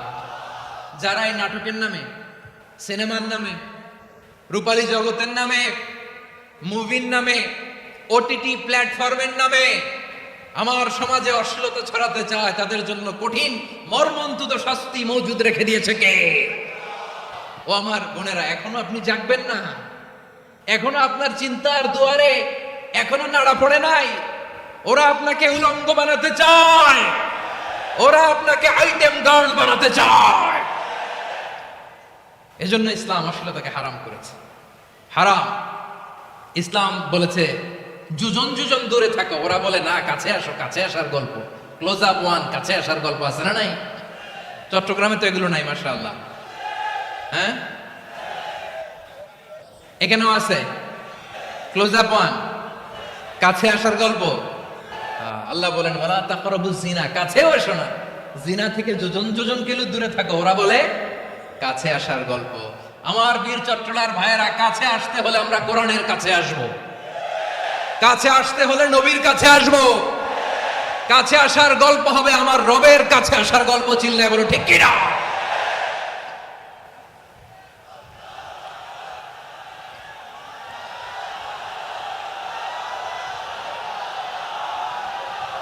বসুন আমার ভাইয়েরা। তাহলে অশ্লীলতার সাথে আমাদের কোনো সম্পর্ক? সবাই বলতে পারেননি, আওয়াজ করে বলুন, অশ্লীলতার সাথে আমাদের কোনো সম্পর্ক?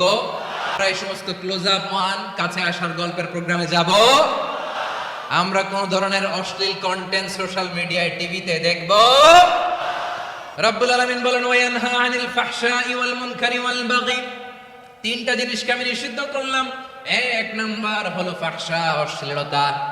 দুই নম্বরে হলো মুনকার, সমস্ত মন্দ কাজ। আপনাদের মনোযোগ আছে না? শেষ করে দিব। আর 2-1 মিনিট শুনবেন? আচ্ছা বলি তাহলে, আরো 2-1 মিনিট। তাহলে নিষেধাজ্ঞা জারি করেছেন 3টা জিনিসের উপর। 1 নাম্বার কি? ফাহশা, অশ্লীলতা। 2 নাম্বার মুনকার, মানে হচ্ছে যত মন্দ কাজ, খারাপ কাজ, বাজে কাজ, এটার বলে মুনকার। এটার কি বলে? আপনারা পড়ছেন না, তা'মুরুনা বিল মা'রুফি ওয়া তানহাউনা আনিল মুনকার। ভালো কাজের আদেশ, সৎ কাজের আদেশ, অসৎ কাজের নিষেধ। মুনকার, মুনকার হচ্ছে মানুষের স্বাভাবিক বিবেকবোধ যেটাকে খারাপ বলে, ওইটাই মুনকার। পৃথিবীর সব আসমানি গ্রন্থ যেটাকে খারাপ বলেছে, মানুষের স্বাভাবিক বিবেকবোধ যেটাকে খারাপ বলেছে, এগুলো সব মুনকার। যেমন ইফটিজিং, এটা কি ভালো না খারাপ? মজুদদারি, খাদ্যে ভেজাল দেওয়া, ওজনে কম দেওয়া, মাছে ফরমালিন মিশানো, চাঁদাবাজি, টেন্ডারবাজি, দখলবাজি, এগুলো আমাদের স্বাভাবিক বিবেকেই বলে এগুলো খারাপ, এগুলো হচ্ছে মুনকার। আল্লাহ তাআলা এই মুনকার থেকে আমাদেরকে বেঁচে থাকতে বলেন, আর শয়তান এই মুনকারের প্রতি আমাদেরকে উদ্বুদ্ধ করে। আল্লাহ তাআলা বললেন, ইয়া আইয়ুহাল্লাযীনা আমানু লা তাত্তাবিউ খুতুওয়াতিশ শাইতান ফাইন ওয়া মান ইয়াত্তাবি' খুতুওয়াতিশ শাইতানি ফাইন্নাহু ইয়া'মুরু বিল ফাহশাই ওয়াল মুনকার। আল্লাহ বললেন, আমার গোলামেরা শোনো শোনো, ও আমার বিশ্বাসী বান্দারা খবরদার, তোমরা কশিনকালেও শয়তানের পদাঙ্ক অনুসরণ করবে না, কারণ শয়তান তোমাদেরকে অশ্লীলতা এবং মন্দ কাজের দিকে উদ্বুদ্ধ করে। আমাদের কাজ হচ্ছে শয়তান আমাদেরকে যেদিকে নিতে চায় আমরা তার উল্টা দিকে যাব, ঠিক কিনা বলে? শয়তান এই মন্দ কাজকে আমাদের কাছে বিউটিফাই করে, চাকচিক্যময় করে আমাদের সামনে উপস্থাপন করে। এজন্য আল্লাহ বলেন, মুনকারকে থামাতে হবে, মুনকার প্রতিরোধ করতে হবে। মুনকার প্রতিরোধের দায়িত্ব শুধু আমাদের নাকি? শুধু আপনার খতিব সাহেবের, ইমাম সাহেবের, নাকি মুসলিম উম্মার সবার? আওয়াজ করে বলুন, মুনকার, অসৎ কাজ প্রতিরোধের দায়িত্ব কার? রাব্বুল আলামিন বলেন, কুনতুম খায়রা উম্মাতিন উখরিজাত লিন-নাসি তা'মুরুনা বিল মা'রুফি ওয়া তানহাউনা আনিল মুনকার। তোমাদেরকে শ্রেষ্ঠ জাতি করে জমিনের মধ্যে আবির্ভূত করা হয়েছে, যাতে করে তোমরা জমিনের ভেতরে সৎ কাজের আদেশ করতে পারো আর অসৎ কাজের নিষেধ করতে পারো। উম্মা, কুনতুম খায়রা, তাহলে গোটা উম্মার দায়িত্ব, এটা বুঝতে পারছেন তো? আচ্ছা, আরো নিচে আসা। এরপরে আল্লাহ বললেন, শুধু উম্মা না, এই জমিনের রাজত্ব আমি যাদের হাতে দেই, এই জমিনের মালিক আমি যাদেরকে বানিয়ে দেই, যাদেরকে আমি সরকারের দায়িত্ব দেই, তাদেরকেও মুনকার প্রতিরোধের দায়িত্ব দিয়েছে কে? আল্লাহ বলেন, যারা ক্ষমতার মসনদে বসেছে তাদেরকে 4 দফা কর্মসূচি আমি আল্লাহ দিলাম। আওয়াজ করে বলেন, কয় দফা? আল্লাহ বলেন, আল্লাযীনা ইম্মাক্কান্নাহুম ফিল আরদি আকামুস সালাতা ওয়া আতাউয যাকাতা ওয়া আমারু বিল মা'রুফি ওয়া নাহাউ আনিল মুনকার ওয়ালিল্লাহি আকিবাতুল উমুর। যারা এই জমিনের উত্তরাধিকার হয়েছে তারা 4 দফা কর্মসূচি নিয়ে সামনে আগাবা। সালাত কায়েম করবা, যাকাত আদায় করবা, সৎ কাজের আদেশ দিবা, অসৎ কাজ থেকে মুনকার প্রতিরোধ করবা। আদেশটা কার? আমার প্রিয় চট্টলার ভাইরা, পুরো উম্মার দায়িত্ব মুনকার প্রতিরোধ করা, সরকার প্রধানের দায়িত্ব মুনকার প্রতিরোধ করা। এরপর আল্লাহ বলেন, প্রতিটা ফ্যামিলির যিনি প্রধান সিইও বাবা, প্রত্যেক বাবারও দায়িত্ব এই মুনকার প্রতিরোধ করা। আওয়াজ করে বলেন, ঠিক কিনা? যেমনটি সাইয়েদনা লোকমান আলাইহিস সালাম ওনার কলিজার টুকরা সন্তানকে আদেশ করেছেন, ইয়া বুনাইয়া আকিমিস সালাতা ওয়া'মুর বিল মা'রুফি ওয়ানহা আনিল মুনকার। পড়েন সুবহানাল্লাহ। বাবা ছেলেকে সবক দিচ্ছে। কে সবক দিচ্ছে? কাকে? লোকমান আলাইহিস সালাম ছেলেকে বলতেছে, ওরে আমার কলিজার টুকরা সন্তান, ওরে আমার বাছা, নামাজ কায়েম করবা, সৎ কাজের আদেশ দিবা, আর মুনকার প্রতিরোধ করবা, অসৎ কাজ, সমাজ থেকে খারাপ কাজকে ঝেঁটে বিদায় করে দিবা। তাহলে দেখেন, আমি স্টেপ বাই স্টেপ নামলাম। পুরা উম্মার দায়িত্ব, জমিনের উত্তরাধিকারী আল্লাহ যাদেরকে বানিয়েছেন সরকার, তাদের দায়িত্ব। প্রতিটি ফ্যামিলির প্রধানের দায়িত্ব। এরপরে বিশ্বনবী বলেন সচেতন প্রতিটি মুসলিমের দায়িত্ব সমাজ থেকে মুনকারকে উৎখাত করা। বিশ্বনবী বলেছেন মান রাআ মিনকুম মুনকারান ফালিয়ুগাইয়িরহু বিয়াদিহি ফাইন লাম ইয়াসতাতি ফাবিলিসানিহি ওয়া ইন লাম ইয়াসতাতি ফাবিকলবিহি ওয়া যালিকা আযআফুল ঈমান। সমাজে যে মুনকার দেখবে, খারাপ কাজ দেখবে, সে যেন হাত দিয়ে সেটাকে থামায়। কি দিয়ে? আপনাদের তো হাত নাই না? হাত আছে, হাত আছে। ওরা যেই হাত দিয়ে অন্যায় করে ওটা প্রতিরোধের জন্য আমাদেরও হাত আছে না নাই? থামাতে হবে, থামাতে হবে।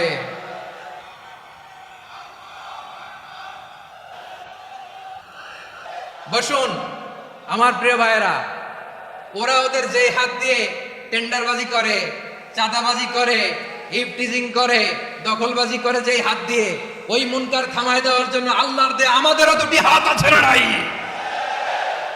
আমাদেরও হাত আছে। থামাইতে হবে, থামাইতে হবে, হিম্মত করতে হবে। আমার প্রিয় ভাইয়েরা, না থামালে আমরাই ডুববো শেষমেশ। আমাদের বাঁচার জন্য হলেও থামাইতে হবে। রব্বুল আলামিন বলেন ওয়াত্তাকু ফিতনাতাল লা তুসিবান্নাল্লাযীনা যালামু মিনকুম খাসসা। ও আমার গোলামেরা, ওই আযাবকে ভয় করো যে আযাব যখন আমি জমিনের বুকে পাঠাই শুধু জালেমদেরকেই মারি না, আলেমদেরকেও মারি। আযাব যখন আসে তখন শুধু জালিমই মরে না, আলেমও মরে। জানেন মুসা আলাইহিস সালামের পায়ে একবার একটা লাল পোকা কামড় দিয়েছে, লাল পিঁপড়া। লাল পিঁপড়া কামড় দিলে খুব আরাম লাগে না? কি লাগে? হ্যাঁ, জলে না? লাল একটা পিঁপড়া কামড় দিছে, তো উনি রেগে মেগে পাশি দেখে লাল পিঁপড়ার বাসা, পা দিয়ে ডলে মুছে সবগুলো পিঁপড়া মেরে ফেলছে। এই ঘটনাটা আল্লাহ ঘটিয়েছেন। এজন্য মুসা আলাইহিস সালাম ছিলেন কালিমুল্লাহ, সরাসরি আল্লাহর সাথে কথা বলতেন। তিনি আল্লাহকে জিজ্ঞেস করেছিলেন, আল্লাহ তুমি যখন কোনো জনপদে আযাব পাঠাও, শাস্তি দাও, ওখানকার শুধু জালেমরাই তো মরে না, ভালো মানুষগুলোও মরে, তো আযাব দিবা মুশরিকদের উপর দিবা, অবাধ্যদের উপর দিবা, ভালো মানুষগুলোরে মারো কেন? আল্লাহ বললেন, মুসা তোমার যে কামড় দিছিল পায়ের মধ্যে পিঁপড়া, কয়টা পিঁপড়া? জোরে বলেন। একটা পিঁপড়া, তো সবগুলারে মারলা কেন? রেগে মেগে পুরো পিঁপড়ার বাসা ভেঙে মেসাকার করলা কেন? এই মুসা, আমি যখন অ্যাকশনে যাই, আমি যখন শাস্তি দেই, তখন এত বাস বিচার করা হয় না, বাস বিচার করা যায় না। যখন অ্যাকশনে যাওয়া হয় ওইটা ডাইরেক্ট অ্যাকশন হয়ে যায়। চিল্লায় বলো ঠিক কি না? এজন্য আমাদের বাঁচার জন্য হলে ওই পাপ থামাতে হবে, এই শয়তানের অট্টহাসি থামাতে হবে, অন্যায় অপরাধ সমাজ থেকে আমাদের থামাতে হবে। কারণ আযাব আসলে ওরাও মরবে, আমরাও মরব। একটা জাহাজ 2 তলা, আপনি আছেন 2য় তলায়। শুনতেছেন? শুনতেছেন? জাহাজ কয় তলা? আপনি কোন তলায়? 2য় তলায়। নিচের তলার কিছু লোক জাহাজের তলা ছিদ্র করতে আরম্ভ করছে। কি ছিদ্র করতেছে? আচ্ছা, জাহাজের তলা ছিদ্র করলে তলা দিয়ে কি ঢুকে? এখন আপনি যদি বলেন আমার কি, আমি তো 2 তলায়, আমার কি, আমি তো সেফ, আমি তো সেফ জোন, আমি তো ভালো আছি, আমি তো ভালো আছি, ওরা ছিদ্র করে ওরা মরবে। আসলে কি শুধু ওরা মরবে, নাকি তলা ফুটো হলে ভিতরে পানি ঢুকলে আপনারও শরীর সমাধি হবে? তলা দিয়ে যখন পানি ঢুকবে, জাহাজ ঢুকলে আপনিও মরবেন। এজন্য নিজে মরার আগে ওই পাগলগুলোর নিচতলায় যে থামাতে হবে। চিল্লায় বলেন ঠিক কি না? এজন্য আল্লাহ বললেন মুনকার প্রতিরোধের দায়িত্ব সমাজের টপ টু বটম সবার। পুরম্মার দায়িত্ব, সরকার প্রধানের দায়িত্ব, প্রতিটি ফ্যামিলির প্রধান বাবার দায়িত্ব। বিশ্বনবী বললেন প্রতিটি সচেতন মুসলিমের দায়িত্ব। এজন্য মুনকার প্রতিরোধ করার দরকার আছে না নাই? সমাজে এই যে ইফটিজিং হয়, আপনার বোনের বয়সী একটা মেয়েকে কিছু বখাটে টিটকারি করে, এই বলে সেই বলে, নোংরা কথা বলে, রাস্তায় দেখেও আপনি পাশ দিয়ে না দেখার মতো চলে যান কেন? আপনি দাঁড়ান না কেন? আপনি দাঁড়ালেই তো থেমে যাবে। কারণ সত্যের যে শক্তি, তার সামনে মিথ্যা মুখ থুবড়ে পড়ে। আপনার সামনে ও কিছুই না, নাথিং। আপনি দাঁড়ান, ওকে প্রশ্ন করেন যে আমার বোনকে তুমি ডিস্টার্ব করো কেন? আপনাকে দেখে আরো 5 জন দাঁড়াবে, 5 জনকে দেখে আরো 10 জন দাঁড়াবে। আমাদের নীরবতা আমাদের নিশ্চুপ থাকাই জালিমদেরকে আরো শক্তিশালী জালিম বানিয়েছে। এজন্য মুনকার প্রতিরোধের দায়িত্ব আমাদের সবার। টেন্ডারবাজি, চাঁদাবাজি, দুর্নীতি, অপরাধ, দখলদারিত্ব, মজুদদারি, এগুলো সব কিছু একসাথে প্রতিরোধ করতে হবে, ঠিক কিনা বলেন? একটা মানবিক সমাজ যদি চাই, প্রতিরোধ করতে হবে। প্রিয় ভাইয়েরা, আল্লাহর শপথ নিয়ে বলি, এই নাসিহাত গুলো সবার জন্য, সব দলের জন্য, সব মতের মানুষের জন্য। আমরা কোনো দলের প্রতি মানুষকে ডাকি না, আমরা ডাকি ইসলামের দিকে। সব দলের, সব মতের, সব মানুষদেরকে আমরা আহ্বান জানাই, আসুন আমরা একটা সুন্দর সমাজ বিনির্মাণ করি। এই যে নতুন বাংলাদেশের এক সুযোগ এসেছে, আর জীবনে হয়তো আসবে না, সামনের 100 বছরে এই সময় আসবে না। আসুন দেশটাকে আমরা সাজাই, আসুন আমরা দুর্নীতি বন্ধ করি, আসুন আমরা চাঁদাবাজি বন্ধ করি, আসুন আমরা দখলদারিত্ব বন্ধ করি, আসুন আমরা এক দল আরেক দলকে নিশ্চিহ্ন করার যে রাজনীতি, এটা বন্ধ করি। সব দলের প্রতি আমার আহ্বান। আমি কিছুদিন আগে একটা নিউজ দেখলাম, ওই যে লন্ডনে বসে জনাব তারেক রহমান সাহেবকে আমি ধন্যবাদ দিতে চাই। উনি সংবাদ শোনা মাত্রই ওনার দলের অনেক চাঁদাবাজকে উনি বহিষ্কার করেছেন। I do appreciate. প্রতিটি দলের এরকম ইনিশিয়েটিভ নেওয়ার দরকার আছে না নাই? যে কোনো দলে এই প্র্যাকটিসটা থাকার দরকার আছে না নাই? চাঁদাবাজদের সাথে আপনারা নিজেদেরকে মুক্ত ঘোষণা করবেন যে এরা আমার দলের কর্মী হতে পারে না। আমরা চাঁদাবাজ মুক্ত বাংলাদেশ চাই, জুলুম মুক্ত বাংলাদেশ চাই, ফ্যাসিজম মুক্ত বাংলাদেশ চাই, গুণ খুন খারাপি মুক্ত বাংলাদেশ চাই। আমরা নতুন ভোরের বাংলাদেশ চাই। ওই বাংলাদেশ পাওয়ার জন্য মুনকার প্রতিরোধে, অন্যায় প্রতিরোধে যদি বাঘের বাচ্চার মতো, আবু সাইদের মতো 2 হাত উঁচু করে, বুককে টান টান করে প্রসারিত করে দাঁড়াতে হয়, রাজি আছো মুসলমান? কারা কারা রাজি? আল্লাহকে হাত দেখিয়ে প্রতিজ্ঞা করো।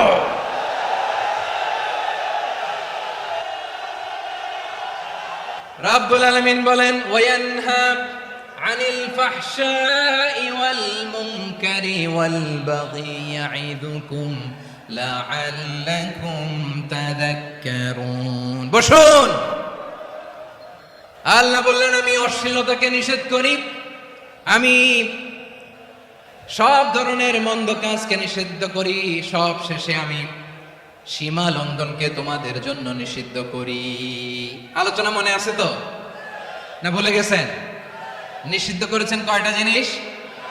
1 নম্বরে অশ্লীলতা, 2 নম্বরে মুনকার তথা সব মন্দ কাজ, 3 নম্বরে আল বাগি, সীমা লঙ্ঘন, ক্রসিং দ্য লিমিট। সীমা লঙ্ঘন করা ভালো না। We all should know our limits. চিল্লায় বলেন ঠিক কিনা? একই আয়াতে আল্লাহ বললেন, কুল ইন্নামা حرم ربي الفواحش ما ظهر منها وما بطن والإثم والبغي بغير الحق। অন্যায় ভাবে যে অবাধ্য হয়, যে সীমা লঙ্ঘন করে, তাদেরকেও আমি এটা হারাম করে দিলাম। সীমা লঙ্ঘন করা হারাম, সীমা লঙ্ঘন করা হারাম। আল্লাহ বারবার বারবার আমাদেরকে ওয়ার্নিং দেয়। যখন আমরা থামি না তখন আল্লাহ ধরে, আর যখন ধরে তখন ছাড়ে না। ধরে ধরে ধরে না, ধরলে আল্লাহ।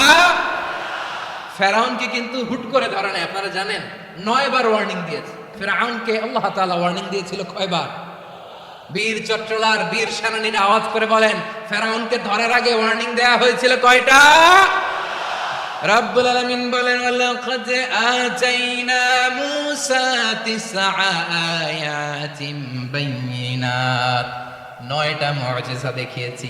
1 2 3 বারবার এইভাবে রিমাইন্ডার, ওইভাবে রিমাইন্ডার, এইভাবে নসিহত, ওইভাবে দাওয়া। ফাকুলা লাহু কাওলান লাইয়িনা, নরম করে বলো, সফট করে বলো, যত ওয়ে হতে পারে দাওয়া মেথডোলজি। মুসা আলাইহিস সালামের সব অ্যাপ্লাই শেষ। 10ম বারে যে আল্লাহ ধরছে, 10ম বারে যে ধরেছে। এজন্য আল্লাহ বলেন, আমি সীমা লঙ্ঘনকে পছন্দ করি না। কোরআনের অন্য আয়াতে বাগীকে বলা হয়েছে আল ইতিদা। সীমা লঙ্ঘন যারা করে তাদেরকে আল্লাহ বলেছেন মুতাদিন। وقاتلوا في سبيل الله الذين يقاتلونكم ولا تعتدوا إن الله لا يحب المعتدين। আমি সীমা লঙ্ঘনকারীদেরকে কঠিনকালেও পছন্দ করি না। আমরা যেন সীমা লঙ্ঘন না করি। রাজি আছেন তো? যে কোনো ক্ষেত্রে ইবাদতে যেন সীমা লঙ্ঘন না করি। অনেকে আমরা ইবাদতে সীমালঙ্ঘন করে ফেলি। বিশ্বনবী সাল্লাল্লাহু আলাইহি ওয়াসাল্লাম যেটা শিখিয়েছেন এর বাইরে যে অতিরিক্ত বুজুর্গ হতে চায় এরকম আছে না নাই? করা যাবে না, কোনো ক্ষেত্রেই সীমালঙ্ঘন করা যাবে, এমনকি যুদ্ধ ক্ষেত্রেও না। বিশ্বনবী সাল্লাল্লাহু আলাইহি ওয়াসাল্লাম বলেন খবরদার যুদ্ধ ক্ষেত্রেও সীমালঙ্ঘন করো না। কি সুন্দর ইসলাম আমরা পেয়েছি। বিশ্বনবী বলেন খবরদার যুদ্ধের ময়দানে কোনো নারীর গায়ে হাত তোলো না, কোনো শিশুর গায়ে হাত তোলো না, কোনো গবাদি পশু হত্যা করো না, কোনো শস্য ক্ষেত্র ধ্বংস করো না, ইবাদতরত অন্য ধর্মের কোনো সন্ন্যাসীর গায়ে হাত তুলো না। বলেন সুবহানাল্লাহ। তাহলে আমরা সীমালঙ্ঘন করতে পারবো? প্রিয় ভাইরা, একটা সুখী সমৃদ্ধ শান্তির সমাজ, মানবিক সমাজ যদি আমরা গঠন করতে চাই, আমাদের আল্লাহর দেয়া কয়টা আদেশ মানতে হবে বলেন দেখি? সবাই বলেন কয়টা? আর বেঁচে থাকতে হবে কয়টা জিনিস থেকে? আওয়াজ করে বলেন কয়টা? আচ্ছা, আদেশ নাম্বার 1 কি ছিল বলেন? আল্লাহর আদেশ কি? 1 নাম্বার আদাল, ন্যায়পরায়ণতা। আমরা সুবিচার, সুশাসন, ন্যায় বিচার চাই কি চাই না? 2 নম্বরে কি ছিল? মাশাআল্লাহ, আওয়াজ করে বলেন 2 নম্বরে কি ছিল? ইহসান, আমরা যেন সবার প্রতি দয়া পরবশ হই, ইহসান করি। 3 নম্বরে কি ছিল?